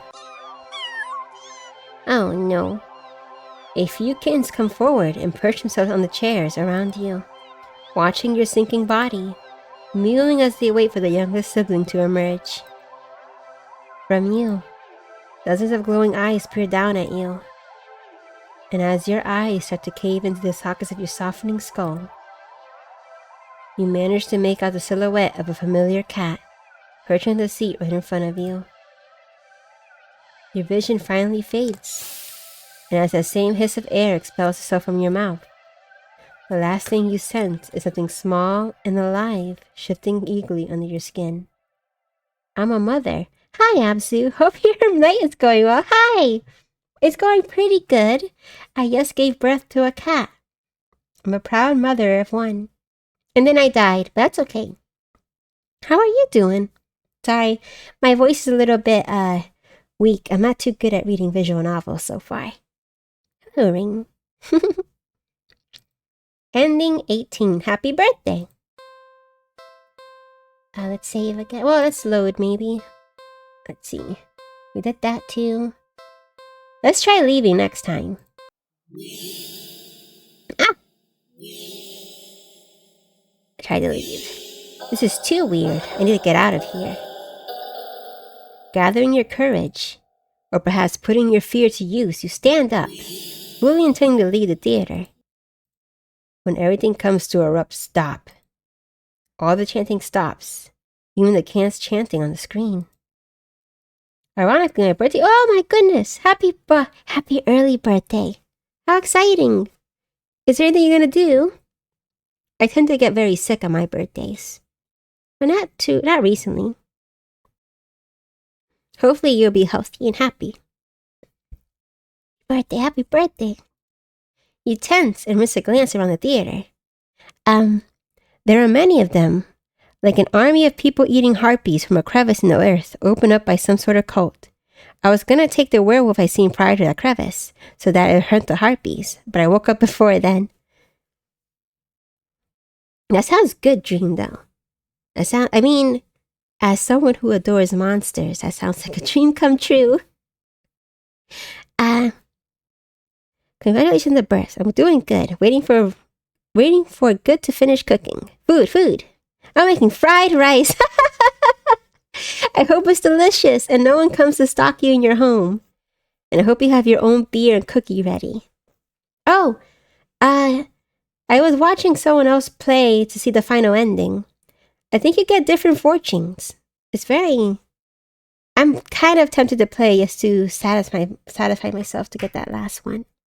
Sorry, my voice is giving out. Also, another Funger thing appeared, a song this time. They do have some poetry. Which song? Which song, please? I shouldn't demanding it. What song was it? I hope so too. I'm not prepared for guests today. Yeah. Just be safe, snug, lock all the doors so guests can't come in. And eat that fried rice sloppily. Thank you all. Still thinking about what to do. Take your time. And if you want to do something with the group, let me know. I can always try. I don't know if that's pushy though. So don't feel pressured. I'll shut up. I might be a little busy tomorrow, but I should still stream. I just have to help someone with something. You tense and risk a glance around the theater. They're all staring at you. Every single... the heartbeat. I'll say it if we hear it in the game. Okay. Something to look forward to. I will definitely play it on Friday. Unless something happens to me. But it shouldn't. Every single one of them. They're not moving. They're not even blinking. You swallow. Throat suddenly dry, even though a nervous sweat completely soaks through your clothes. You highly doubt that sitting back down would fix the situation. Your legs are shaking on the audience's unnaturally intense scrutiny. This is one of my biggest fears. But you force yourself to step forward, and forward, and forward, until you finally reach the end of the aisle. You feel their collective gaze even worse on the staircase. All their heads have turned uncomfortably to the left to look directly at you. The screen illuminates their faces, making clear their blank scowls. They seem even more upset than they had been minutes ago, identical frown lines digging between their brows. You keep going, the heavy atmosphere becoming more and more oppressive with every step. You're so tense with anticipation that you fully expect someone to grab at you from behind. But no one does. You don't hear any of them even get up. You exit the theater, holding your breath as the doors close behind you. You briskly walk through the halls, putting as much distance as possible between you and that theater full of people. Finally, reaching the lobby, you just barely manage to catch yourself from falling to the floor as you gulp in huge gasps of air. Pant, pant, pant. You expect to feel relief as your breathing calms, but you feel a lingering sense of dread that only spikes once you finally notice it. Are people still looking at me? As well as its source, you look up and your stomach sinks. Am I dying? Oh, no. No. That's my fear. I can't handle. Oh, yeah, and even the back of it. All the people in the lobby area of the movie theater. Everyone in line at the concession stand. All of them are staring at you. And you look even angrier than the people in the theater. You don't hesitate this time. You duck your head, avoiding eye contact, and leave the cinema. Oops. You ignore the glares of everyone in the ticket booths and the lines leading to them. You make your way home. Whenever you dare to look up at someone in the way, you flinch at the blatant anger, fury, and disgust on their face. You think you start to hear the faint sound of a cat's meowing behind you. Or maybe a kitten's? Doesn't matter. You just want to go home. You reach your front door and fumble with the keys, cowering from the look of pure hatred on your neighbor's face as he stares at you from his door. Imagine everyone's completely normal and we're just that happens a lot in games, huh? Even Silent Hill implied that could be possible. That's probably how most anxious people feel. Everything's normal for everyone else, but every single little thing seems like a tragedy, or a travesty, or a horror. Feels pretty accurate.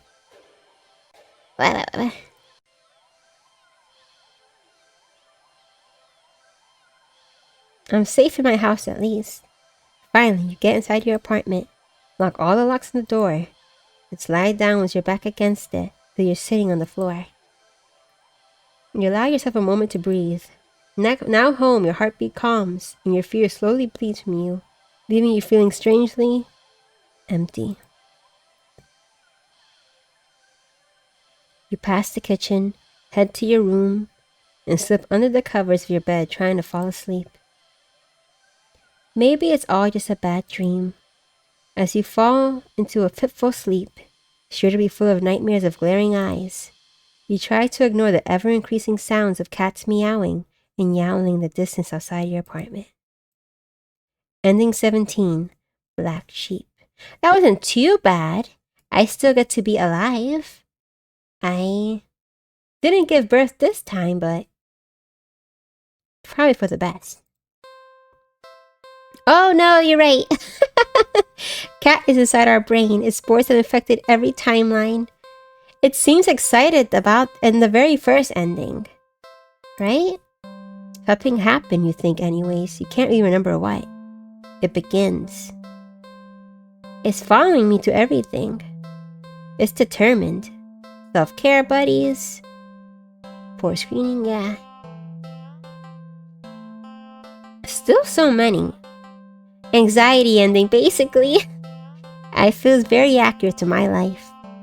Always apologizing, always feeling like doing something wrong. Everyone's watching you. Can't help it. Let me try doing one more. And then perhaps I will pass out. My throat is dying. I'm so weak. What kind of VTuber am I? Ah, my voice is giving out. Hold on.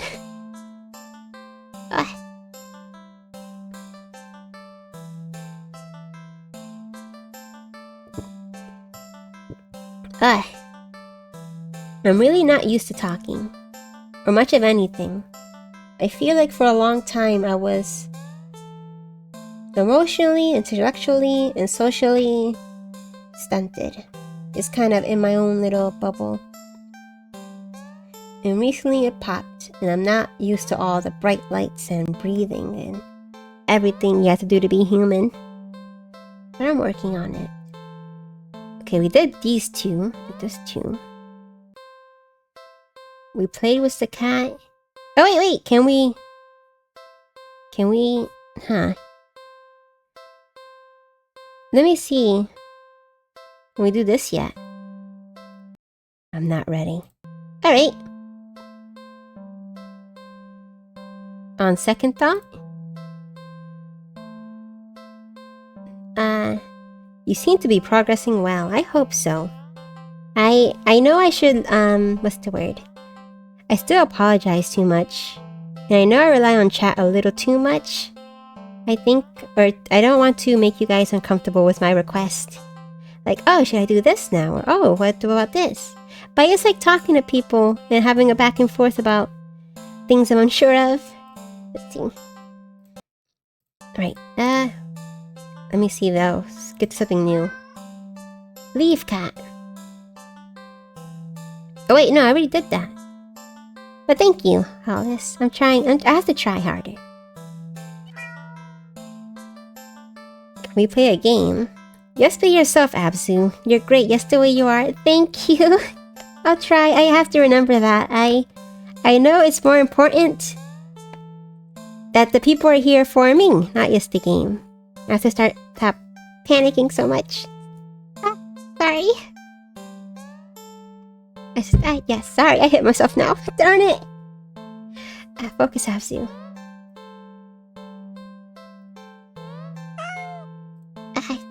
Sorry. My heart's a little bit big. It looks almost hopeful with tail switching faster. Is this new? Leave. Okay, a few extraneous luxuries cut here and there, and you can see things working out, sure.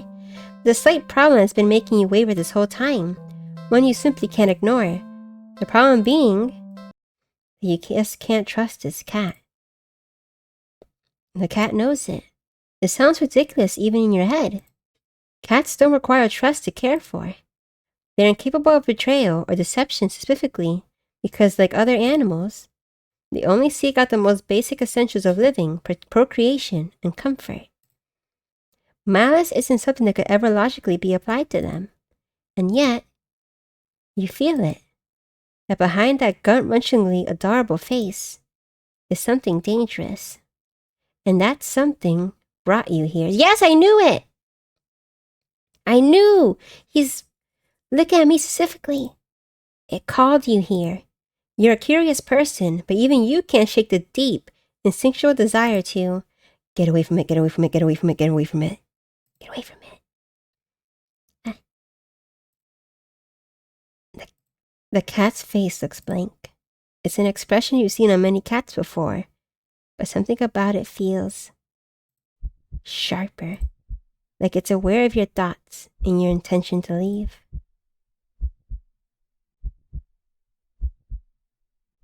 And it's daring you to try. You slowly stand up. The cat tracks your movement with its eyes, not bothering to move its head. You don't say a word. You try not to even think. Get away from it, get away from it, get away from it, get away from it, get away from it. Though you don't really succeed. You turn around and quickly leave the alley, leaving the sharp eyes on you the whole way. I can't skip this part. Alright.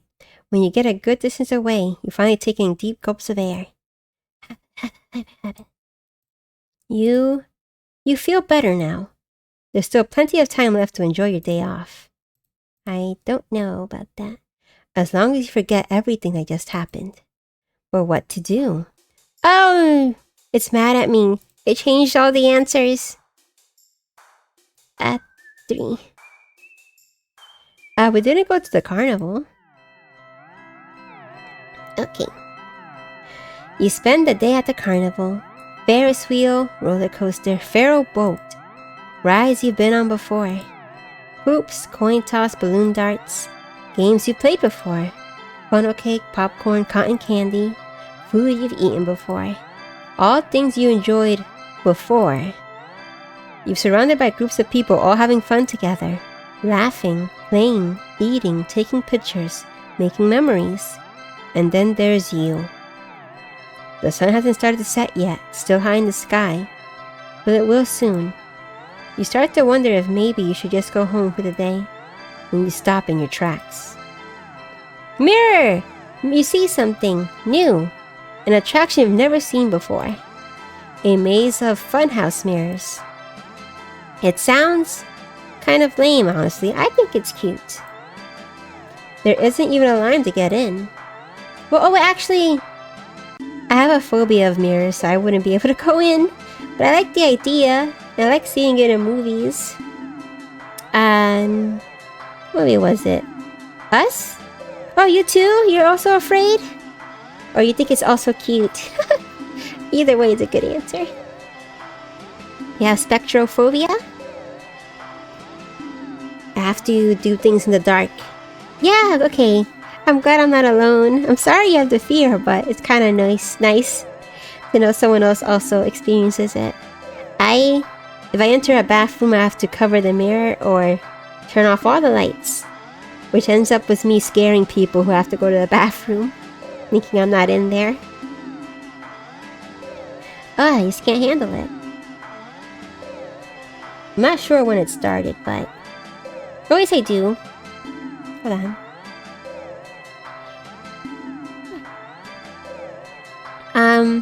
There was a certain event in my childhood that spurred it. That made me too afraid to look into mirrors. Nothing very serious, but enough to not make me like mirrors. But then, what else is there to do? Enter the maze. Okay. You entered the maze.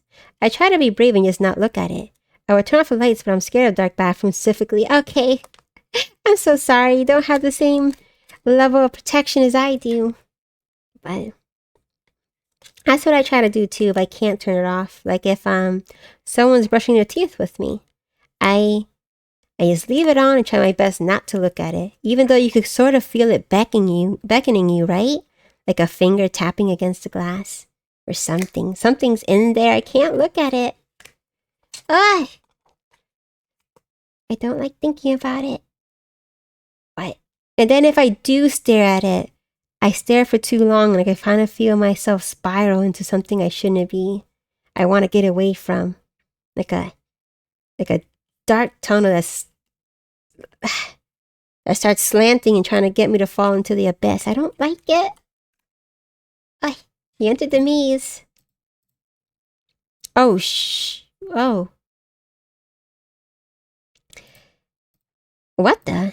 How did he get back here? Oh, get away from it, get away from it, get away from it, get away from it, get away from it. You should leave the alley quickly. What now? I don't think anything's gonna work. Dark park. So work? Oops. The park is bustling with owners and their canine companions. Playing frisbee, fetch, running, jumping, even napping. Oh!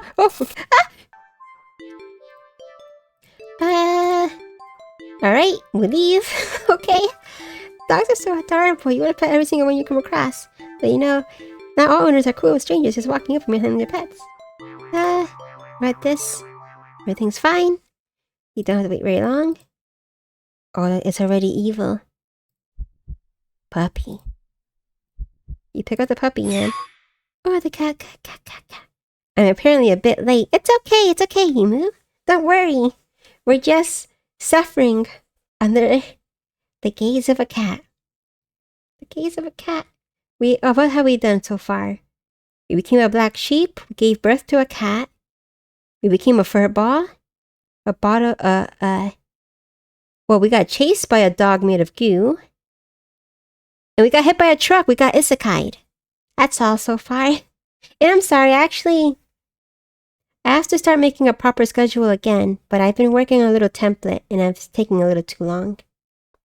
I've been more busy lately, or sick. We got anxiety as well, yes. That was important. That hurt a lot. It was too real. And now the cat's got us stuck in a time loop.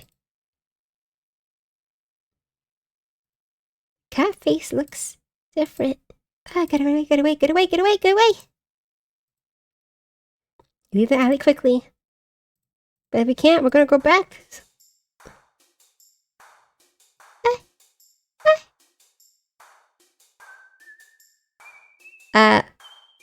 No theater, I guess. The cat's there? That's right. The cat face looks... Get away.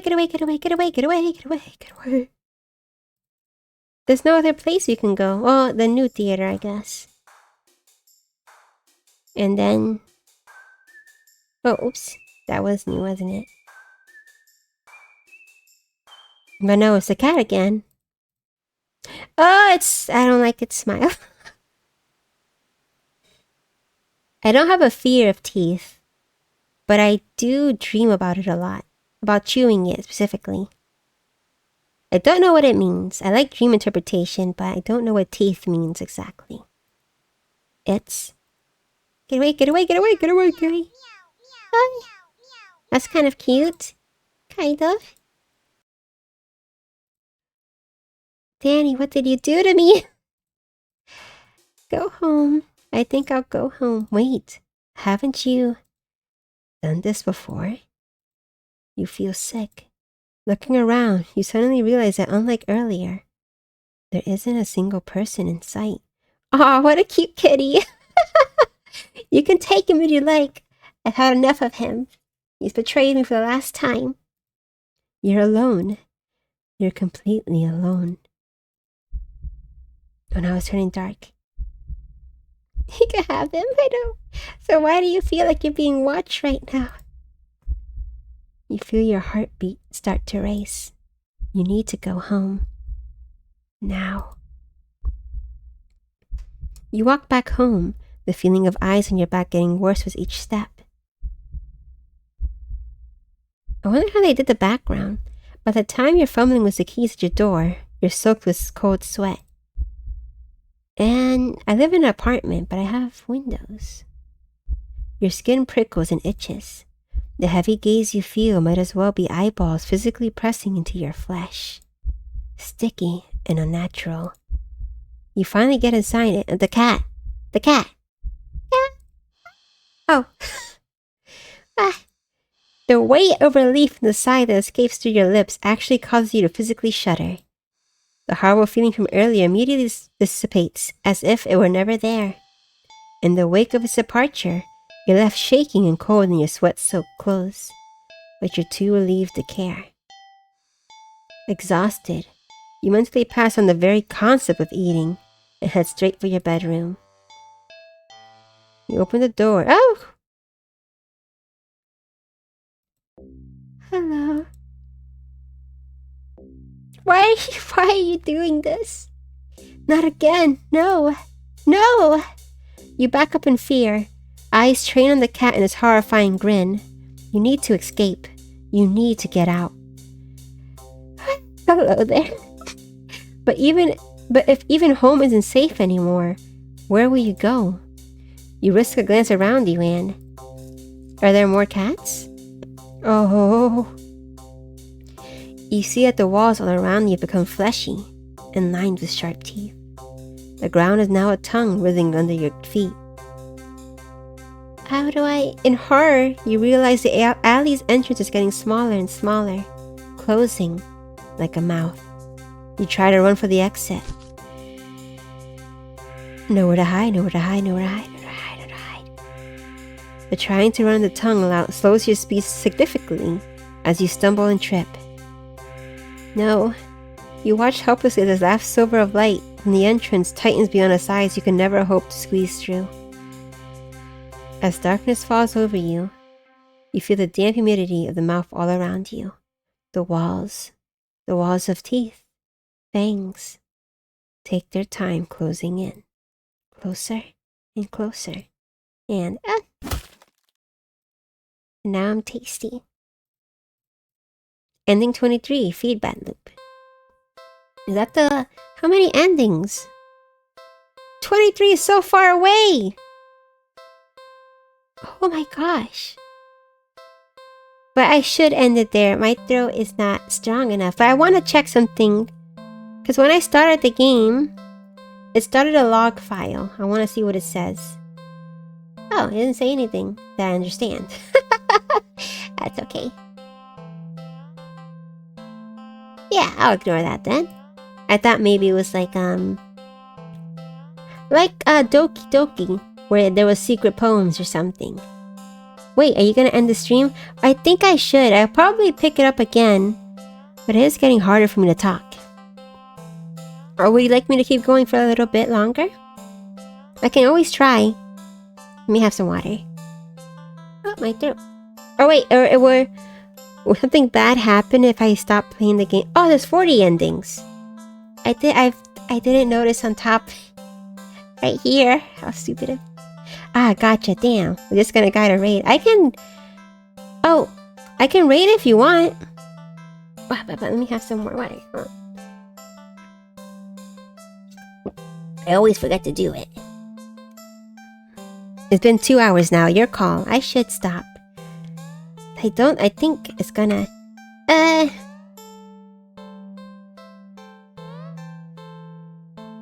Let's do a little bit more. Let me just have a small bit of honey and I'll try to... I could possibly go for 30 more minutes. We will see. Yes, I'll hydrate even more. I should make my water. Thank you. Hydrate and honey. Thank you. I will do it. Just a second. Stay strong, Abzu.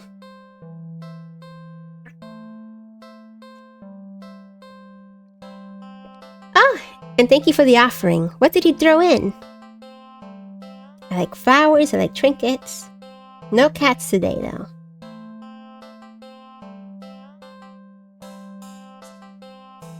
I might need more honey. Hold on.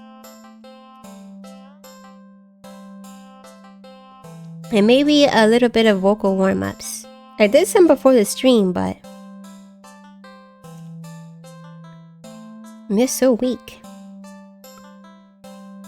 I will do it. A pretty rock. It shines like opal. That's cute! And the name of a good little short film.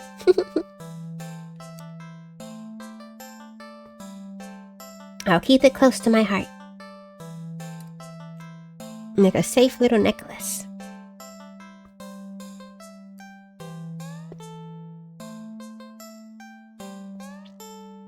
I might have to buy a new jar of honey soon. Okay, one more. It's a few more. Let's see. Load. Can you stream a little longer, please? Like 20 or 30 minutes. Yes, I'll do my best. I'm sorry if I have to take a small little break to recuperate. Where am I? Let's go back to number 1. 20 seems fair. I can do it. I believe in myself. I'll get better and better. I took that little break. Oh, I had to take that little break. So I'm just back to being not too good at talking. Well, the issue is reading. When I'm talking normally for a just chatting stream or something, it doesn't hurt as much.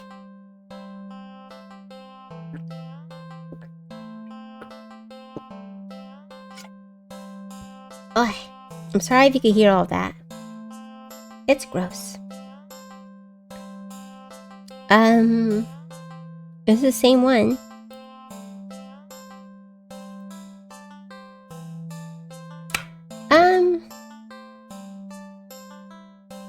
I'm gonna try to go to the not the movie theater, sorry, the carnival.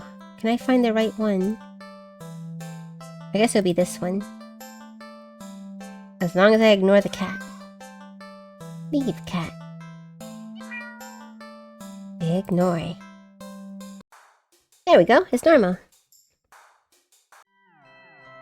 You spend a day at the carnival. Ferris wheel, roller coaster, Pharaoh boat. Burpees. I hope that was off mic.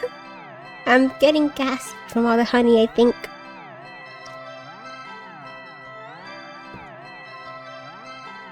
Rides you've been on before. Hoops, coin toss, balloon darts. Games you played before. Oh, I already read this before. Yes. Let's go to the mirror maze. Oh, I can skip, right? Oh, I can't. Enter. You enter the maze. A few rooms in and you notice that the mirrors aren't all weird. Yes, some just show you looking back at yourself. A little bored, a lot tired, and so very, very hungry? Maybe this was a mistake. Why do you think going to a maze of mirrors was a good idea? Even if it was something new to experience. I can't do this today. You turn around and head back the way you came. Oh, shh, only to bump into a mirror. Does that actually happen in mirror mazes? You see it a lot in movies, but I wasn't sure. And I got stuck in a mirror maze in a game, but I thought, of course I would, that's the game. Let's see. Ow, what the?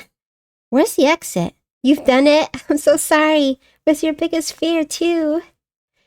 I think I will fall to the ground and have to have security haul me out.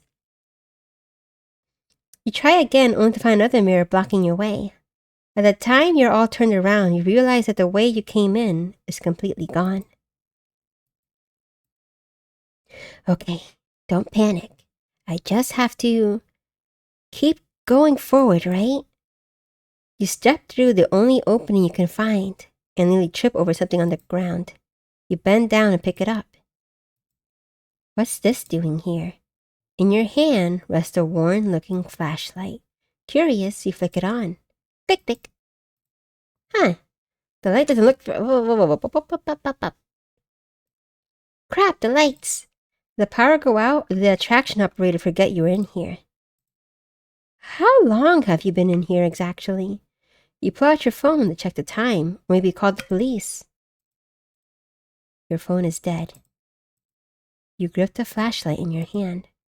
The light is emitted earlier. The light emitted earlier was dim enough for you to know. Ah! Hello. Oh. Not the greatest time to get that notification. Hi. Hello. Hello. So nice to meet you all. Hello. Hi. Sorry, I get extra nervous during a raid. I'm Absu. Your good friend from childhood who's come back from the dead to stream games. What were you guys playing, Pudding? My chest. My chest. The light in a minute earlier was dim enough for you to know there's probably not much juice left. It's a pudding raid. That sounds delicious. I like the sound of that. Your motto's so cute. Thank you. I'm happy to hear that. People like to say that I look kind of creepy. The more adorable is nice. Hello, old friend. So glad we could be here. So welcome to have you again. Welcome, welcome. It doesn't sound delicious. No eating. Okay, I promise no bites. Nothing of the sort. I mean, no bites. I'll be gentle. Yes, pats instead. The light emitted earlier was dim enough for you to know there's probably not much juice left. I love the model. It reminds me of a comic or a manga. Yes! Is that one number? Is that my follow alert? I've changed it too much. But thank you. Yes, that's part of the inspiration. The first friendly enemy you meet in a game in a horror manga. Like Tomie. I'm glad it came across right. I did a good job. But what were you playing? I'm sorry, I'm getting nervous, sorry. Best to reserve it for welcome. Why isn't it showing up in the side? But welcome, little buddy. I'm sorry, I can't. Oh yes, and we reached the goal. Hi, I hope everyone's doing good. Have a nice stream. Thank you. Everything's going great. I recovered my sore throat with the help of honey, and everyone's following, and heart's racing a little bit. No, you're good. I was playing Honkai. We were mostly just chatting and jamming. That sounds lovely. I need to get back into Honkai. Honkai and the Zenless Zero game that Danny was streaming. Thank you. Everything is going swell. Very swell. Hold on. My chest is beating a little fast. Let me have some water. Thank you very much. I'm very happy. All thanks to you.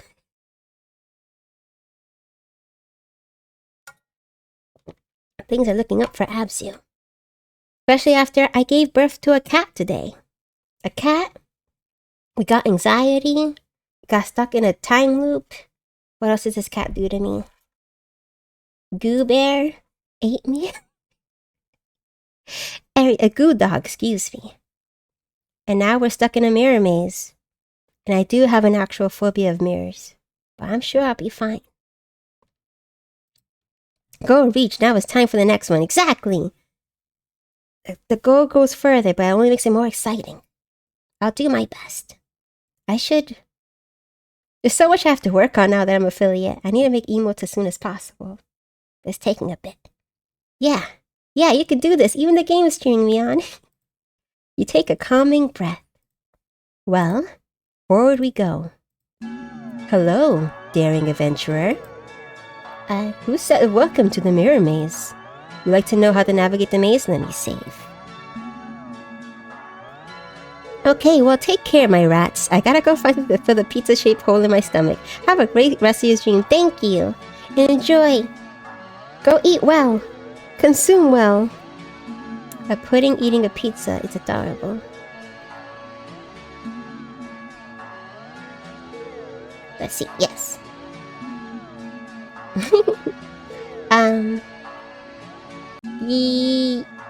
Yes, I need help. Jeez, 3 different names in a row. Yeah, I was a little confused, but it's cute. I mean, I'm Abzu, Zuzu. What else do they call me? Abzi? Anything's possible. Sometimes Dad. Once again, welcome to the Mirror Maze. You're in a bit of a jam, but don't worry. You're in good hands. Or rather, good paws. But Danny has been so trustworthy. Oh, I'm in the way of the little cat. Hold on. Right here. Here we go again. She is putting to me, so I call her that. Good night, good night. Enjoy your day. Enjoy your night. And eat as much as you can. See these little cuties here? Oopsies. Oh, I'm pressing the wrong thing. They'll be doing their best to guide you through the maze. Aren't they generous? When you enter a room, the emergency light will flash, letting you see the past before you for a second, and also what lies beyond them. Whenever you see these kind kitties, just go where they are, and you'll reach the next room. Unfortunately, they're not the only things in here. It is highly suggested you refrain from following any of our other guests. They could be sneaking or distracting, but they're always hostile. So please, take caution when advancing to the next room. Alright. Of course, this wouldn't be much of a mirror maze without mirrors. Can they hurt you? No, they're just mirrors, silly. They don't do anything at all, and you can't do anything to them either. They're just an obstacle you can't pass through. Go left, go center, or go right. The choice is yours. Though, if you find a room with no helpful kitties in sight, and all the paths lead to a mirror or something else, it's recommended you stay put. Yes, maybe it will work itself out. Now for your navigation tools. There's a lot out. Okay. The flashlight you found doesn't have much juice left. It only lets you get a quick extra peek at your surroundings about 5 times. So try not to use it all up at once. Oh my gosh! It did switch. You can keep track of your progress to the rooms up to the left. And your lives up to the right. You've got 3 lives, so be careful to avoid the less friendly guests lurking around. Why only 3 lives, you ask? Because you're soft and squishy. It wouldn't take much to damage you beyond repair. And besides, you're human. And humans usually only have the 1 life, yes? And yet here, you get 3. Don't you think you ought to show a little more gratitude? Yeah, I didn't expect that. I know it's supposed to push the limits of Rempe, so I didn't expect an actual little things, but I didn't expect an actual little thing like this. Thank you for the offering. What did you throw in? I like stones, I like jewels, I like game consoles, but no cats today. It could be anything. Gratitude. Gratitude. And that's the end of your tutorial, the heartbeat. It gets worse. There's breathing, there's heartbeats. Hopefully it was helpful. Are you ready to play?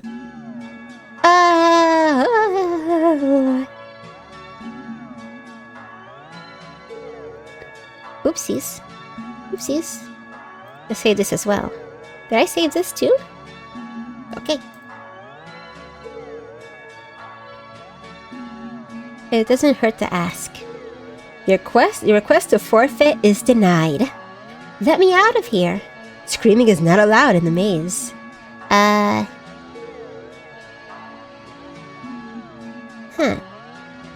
Oh yes, I'll do that now too. Thank you. Big stretch. Hopefully nothing pops. Think I'm fine. Actually, let me stand up for a moment.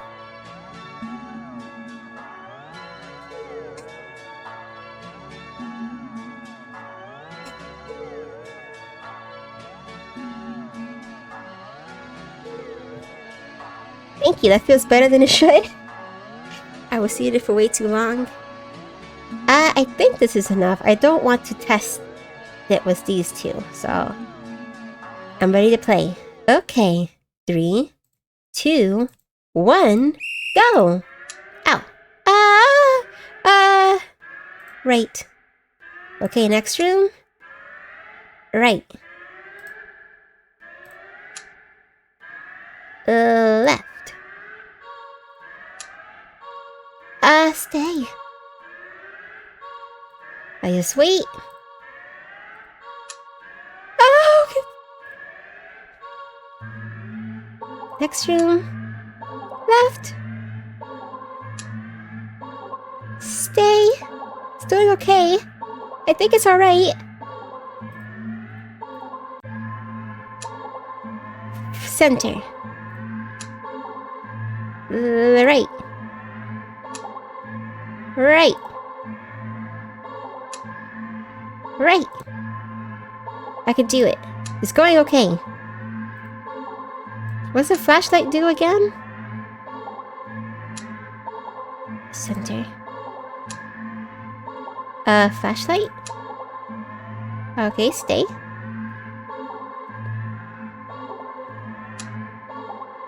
Left.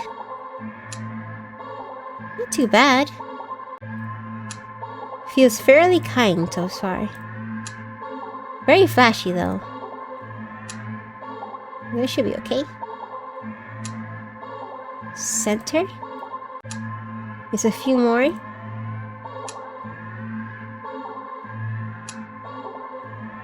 But more. Stay.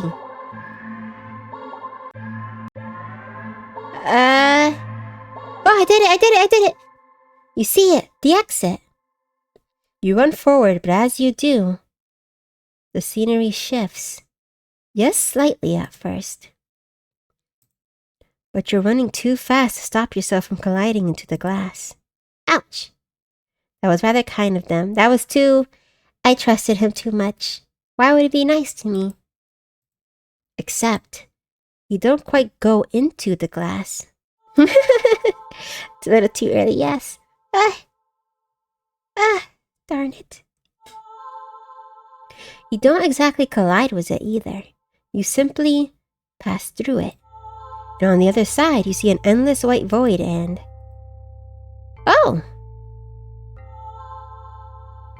Yourself? Dozens of you. Hundreds of you wandering around. Aimless. Baseless. And empty. So empty and listless, they don't even acknowledge your presence. You try to turn back, but the glass doesn't give. Pass the glass. I did everything you wanted. A familiar black cat walks up to you and looks at you. Ah, wah. Hi. Welcome back, Nucky. You missed me. Well, I don't know what you were here for. Did you see me give birth?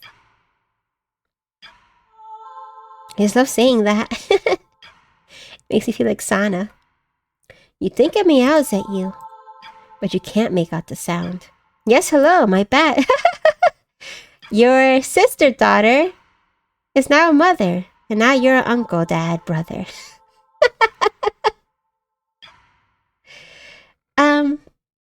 But you can't make out the sound. Oh, wait, yeah. Grandfather, excuse me. Grandfather, uncle.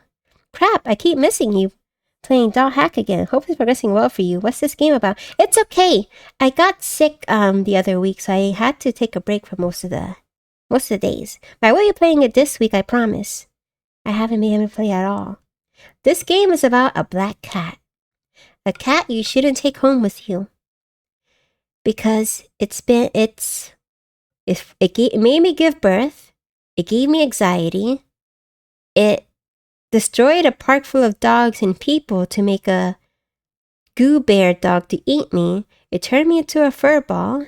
And what else? Oh, and I got stuck in a time loop. Very cruel game. I am doing better. I was still a little woozy these past few days, but I'm streaming just fine. Thank you. I was just looking at puppies fighting at... Why are you watching that, Mackie?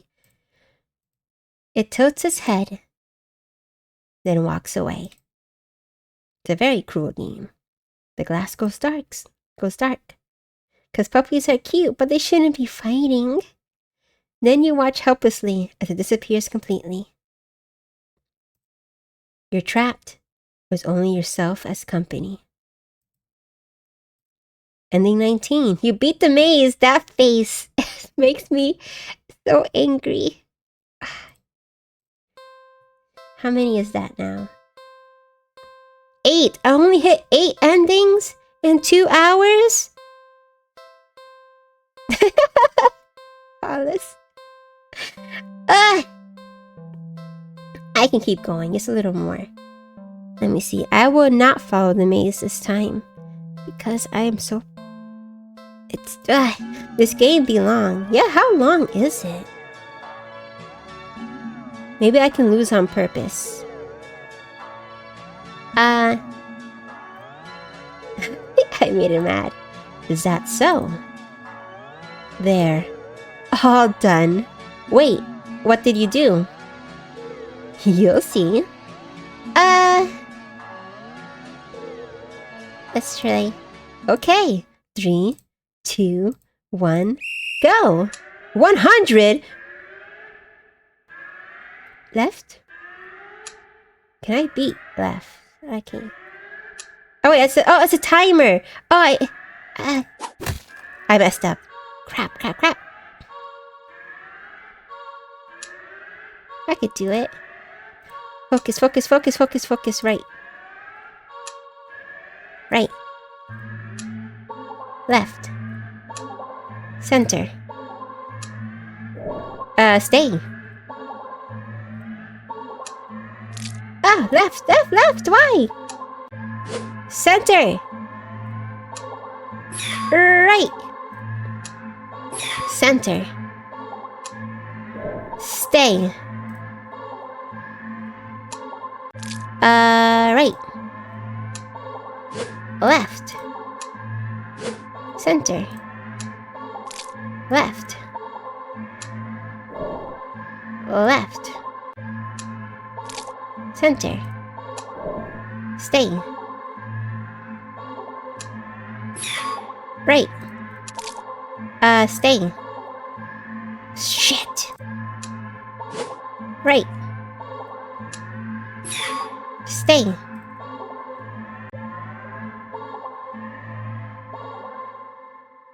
I did it, but it's probably the same ending. What can I say except for it's a big game? How long? Is it gonna be like...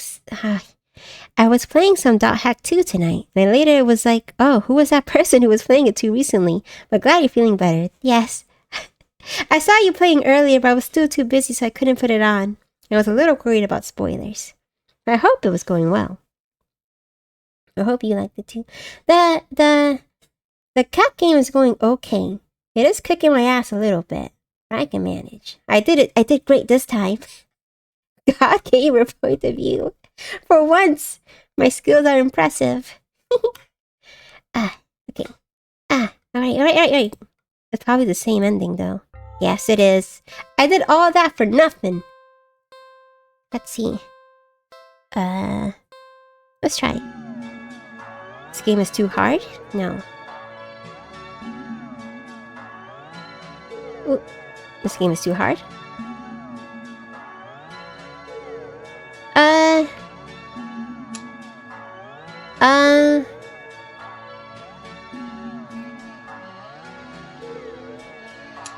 No, I don't think it'll give me anything new. I'll go back. How do I load? How do I go back?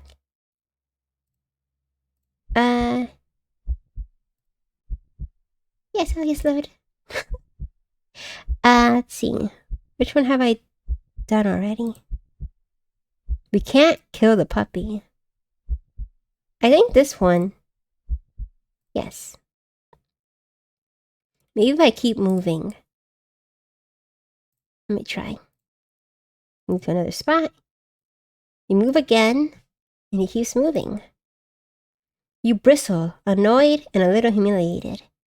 Are they just getting a kick out of this or something? You wasted enough time with this jerk that you don't even know what's going on in the movie anymore. I guess I'll leave. Last time we confronted him. Let's see. Now what? Can we go back to the old theater? Oh. No, he comes back.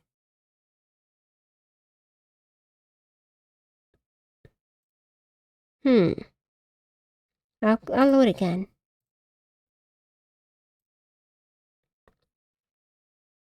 I guess we could, yeah, let me try this one. We cleaned him, we pet him.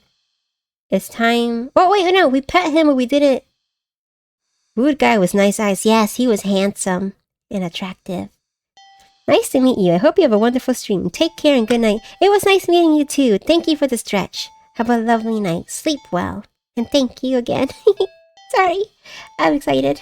But keep petting it, because last time you got mad at me. Yes, let's keep petting. You don't like it? That's too bad. I don't like getting killed. I do. I love the undead and the creepy. Yeah, thank you. Thank you, Kamon. I should say names more often. My eyesight's gone. You're not quite ready to stop. You feel so calm. The repetitive action soothing your usually overworking mind. You keep petting. Meow. The cat leans away from your next head pat. It's trying to get out of your lap. Are these my legs? Let's see. Keep petting. When you scratch under the cat's chin, it bites at your fingers. You might be bleeding, but really it barely hurts. More of a warning than anything. More pets! It's watching you closely. You keep petting the cat. Go ahead and eat me if you like. Oh, not that harshly. The cat bites off your finger. It hurts, but I can keep petting, right? You're definitely bleeding now, but for some reason, you just can't stop. You don't know what it is. Its fur is so much softer than you realized. You'd think that it would be shining in the faint light of your living room, but... I mean, you take the good with the bad with a pet. I don't mind, well, I should mind. But the new kitten likes to grab my arm and scratch at it.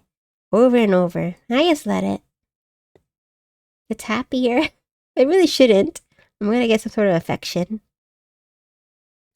You'd think that it would be shining in the faint light of your living room, but it's as if the darkness of the cat's black coat is sucking in all the illumination around it, rendering it completely null. You're drawn to it, like you're somehow holding a deep, dark abyss right in your lap. It seems calmer now, munching on your severed finger. The stump between your thumb and middle finger is leaking. But you keep petting. You fret that your blood will ruin its fur, but the cat no longer seems to mind. Typical cat owner behavior. It's very accurate. This game is getting too many notes right. Anxiety, cat people. No. Mirrors.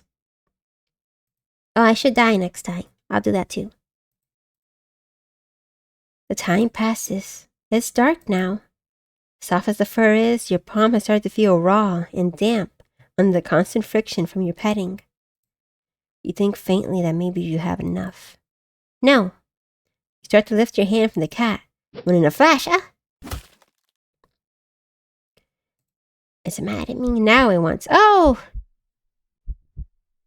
Well, it can have it. It's okay. Your entire hand is separated from your wrist. It flops into your lap beside the cat. The cat's claws in its front paw, right paw, glisten with crimson liquid. You don't feel it for a moment, but your body tenses, anticipating the pain as you blankly watch the cat lick at the bloody palm of your severed hand. It hurts. It really hurts. Pat with the other hand. Don't give up. Keep petting. If you lose both hands, use your feet. You lose both feet, use your tummy. Or your head. Then, the cat looks up at you and you feel compelled to keep petting. You're reluctant, but you're also afraid of what will happen if you don't heed the call. What will you lose next if you try to resist again? You were hurt for your insistent petting earlier, yet now you've been hurt for trying to stop. It defies all logic, but that's what scares you. There's no reasoning with such fickle whims. You feebly try to raise your uninjured hand to pet the cat, but it stiffens, golden eyes glinting dangerously. It wants my stump? Well, all right then. You raise your bleeding stump and resume your petting to the best of your ability. Purr, purr, purr, purr, purr. You pet, and you bleed. You pet, and you bleed. You pet, and you bleed. Okay. You... Personal boundaries. Okay. I guess I did deserve that. Let's see. One more time. Did I do all the things here? Oh, the breathing is so terrible. Clean cat. We did that. Pet cat. We fed the cat already in the very first thing we did. Let's play. Poor thing was probably bored stiff sitting in that old box all day. Just watching crowds of people walking by them. Ignoring them. I nearly misread one of them as... I mean... Technically, we sort of did that already. At least we didn't do it alone. There was a whole theater full of people who Bread was the cat. You missed out on some good stuff, Mackie. Well, yes. The furry part of you would have been elated. You can't just leave them alone as soon as you're home. A little interspecies socializing won't kill you, right? Wow. Aw, you just want some attention, don't you? You want to play, huh? That really doesn't sound good without context. A more reason to rewatch the VOD, right? It was just the oddest thing out of everything that's happened so far. Meow. Okay then. What to play though? Oh. Let's save. A nice part. So much too. She's not wrong in a way. Yeah. Abzu can be trusted. Abzu is always right. Let's see. Hide and seek. What about hide and seek? You're not quite sure how this is gonna work. Can a cat even understand the concept of the game? Let alone one with rules like hide and seek? Here, just... You pick up the cat and turn him away from you before hiding behind the armchair. You're almost certain the cat must have turned and looked while you were hiding. Out of confusion at least, if nothing else. So cute! Ugh! I know it's evil, but it's still cat-shaped. Regardless, a few moments later, the cat cautiously peeks around the armchair at you, eyes curious. You smile and scoop it up, holding it out in front of you. You found me! You win! The cat looks confused, but pleased at your praise. Praise. This time, you put it on the armchair so it can't see your hiding spot as easily. You dash over to the kitchen, hiding behind the counter. It takes a little longer this time for the cat to find you. This time, when it does, it's the breathing. It startles you by hopping down into your lap from the counter above. Whoa! Wow. You found me again. Okay, you win. You are rewarded with little scratches behind the ear and under the chin when it leans into your touch. Okay, why don't you give it a try? You go and stand in the middle of the living room. The cat following you. You make a show of covering your eyes and turning around. Okay. 5, 4, 3, 2, 1. Go! Oh, it did disappear. You turn around and see the cat is gone. Huh. You sure catch on quick. There aren't that many places available in your apartment for someone your size to hide. But without the opposable thumbs needed to open the closed doors in the hall, the cat will have its limits too. Fair game. Okay, now where to look? Another save. Return. The kitchen. You peek around the counter, grab a chair and check atop of the fridge. You even open the cupboards along the floor, just in case the cat managed to squeeze inside. Nothing. You decide that's for the best. The kitchen's for making food, not playing games. I hid there first, though. Hallway. You peek around the corner into the hall. Nothing. You're not sure what you were expecting, without the doors closed. There's nowhere in the hall for the cat to hide. Living room. You look behind the couch in the armchair. and under the coffee table. Nothing. The living room is pretty sparse when it comes to furniture, after all. You couldn't find the cat anywhere. You start to get a little worried when you hear a soft sound coming from the hall. You head to the hall and listen again. Well, that sounded like it was coming from your bedroom, but you walk down the hall to your room and gingerly open the door. Oh! The cat trots out and runs around your legs, meowing insistently. Oh, wow. It looks disappointed somehow. Perhaps in your apparently subpar seeking skills. What? Lift the cat into your arms and look at your bedroom door. How did you get in my room? You know the door was closed, right? The cat wiggles out of your hold and runs out the hall. You follow it to see it sitting in the middle of the living room. Oh, it wants me to hide. Oh, so cute! Upon seeing you, the cat promptly turns around. Guess it wants to take his turn seeking? You're about to indulge it by hiding around the counter again when... Oh, the lights. The power go out? Darn it. As you wait for your eyes to adjust to the darkness. You notice the cat hasn't moved an inch. Was it scared? Hey, are you... What? For some reason, your heart starts beating faster. You consider going over to the cat. When you do... Oh my gosh. The thought makes you feel... Right. You feel like your life is in danger. You need to hide. Now. Oh my god. Save. The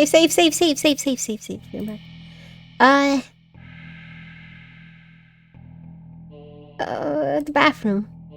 You quietly rush to the bathroom and... Why? You freeze upon realizing how much noise you just made, Joss. I don't have time to read. Even some miracle opened the... Kitchen counter? Okay. Out of the apartment? Look at the door and see several more locks over it than you know you have. You peek over the cat. It's not looking at you, but you feel a weight of disappointment practically pouring from it into you. It feels almost like a warning. Okay. There's no getting out then. You need to hide.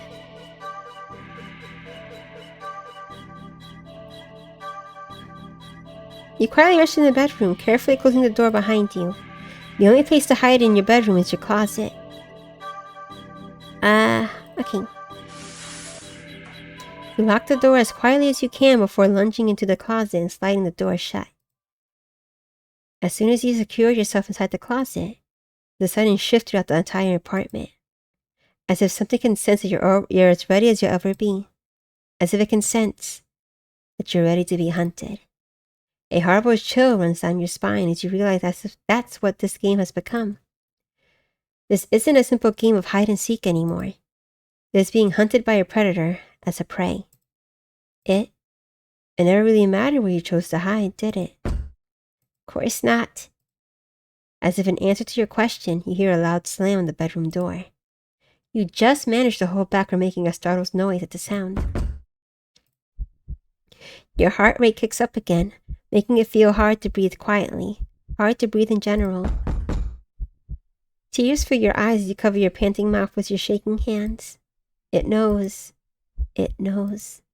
Crying with your hands over your mouth, trying to smother the choked sounds leaking out of you. You slide on the wall at the back of your closet into a heap on the floor. Bam. You flinch harshly at the sound of the door being ripped off its hinges, followed by a loud crash against the wall on the other side of the room, like the door has been blown away. The silence that follows is almost too much to bear. You can't. A single sob escapes through your nose. You squeeze your eyes shut in defeat at how loud it sounds in the quiet of the room. cat's stronger than me physically. It's okay, it's okay. It's a special cat. An amazing cat. Maybe it can't swim at least. Maybe if we hid himself in the bathroom, in the tub. Well, I'm the only one who can breathe underwater. Never mind. It wouldn't open anyways. Ugh. Not much point in hiding it anymore. Not much point in hiding it anymore anyway, is there? You instinctively put whatever energy you have left into listening for footsteps, even as you emotionally shut down. But you hear nothing. Nothing. Nothing. Then something slides open the closet door. You've curled in on yourself, knees up, back curved forward, head down, mouth covered, eyes shut tight, so tight it hurts. You don't want to look. You don't want to look. That's what it's waiting for. It won't end you without this final act of cruelty, of making you look at it before it takes your life. So cruel. You just want this to be over. So you open your eyes. Oh, let me block this. Gross. Oops. You see something glaring in at you from the darkness beyond the closet door. It looks disappointed. Where am I supposed to hide? In the moment before you draw your last breath, you almost consider apologizing for being such an unworthy prey. Guess your hiding skills are just as subpar as your seeking skills. Ending 13, disappointing prey. But there was nowhere to hide. He locked the doors. He cheated. It's not my fault. It's like the Predator. That one Predator that cheats in that one movie. Being dishonorable. Should've just left me leave. Meh. I think I will end it here though. I am croaking just a bit. Do I have a just chatting stream? We can raid someone. But whom? But that's okay. I can try maybe for a little bit. Okay, maybe I should rest. Let me see. Who is online? Do I remember how to raid again? I should. Thanks for streaming, Abzu. Sorry, no, it's okay. I did manage to last longer than I expected, so that's good.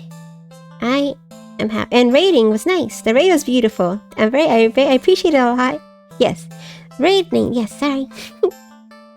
Let me see who is on. That has a little bit... Oh, I like Koba. Thank you for joining me, Rain. It was lovely to have you. It was lovely to have all of you. Thank you very much for joining me on this cat adventure. Oh! Let me try, yes. I hope they don't mind me raiding them. I don't know if it's impolite. That's such a silly thing to worry about. I like this person. Like this? Is that okay? Alright. There's no raid message, but I hope you enjoy. I think she's lovely, but don't tell her I said that. Let's go. Goodbye. Thank you for joining me today. I'm very happy.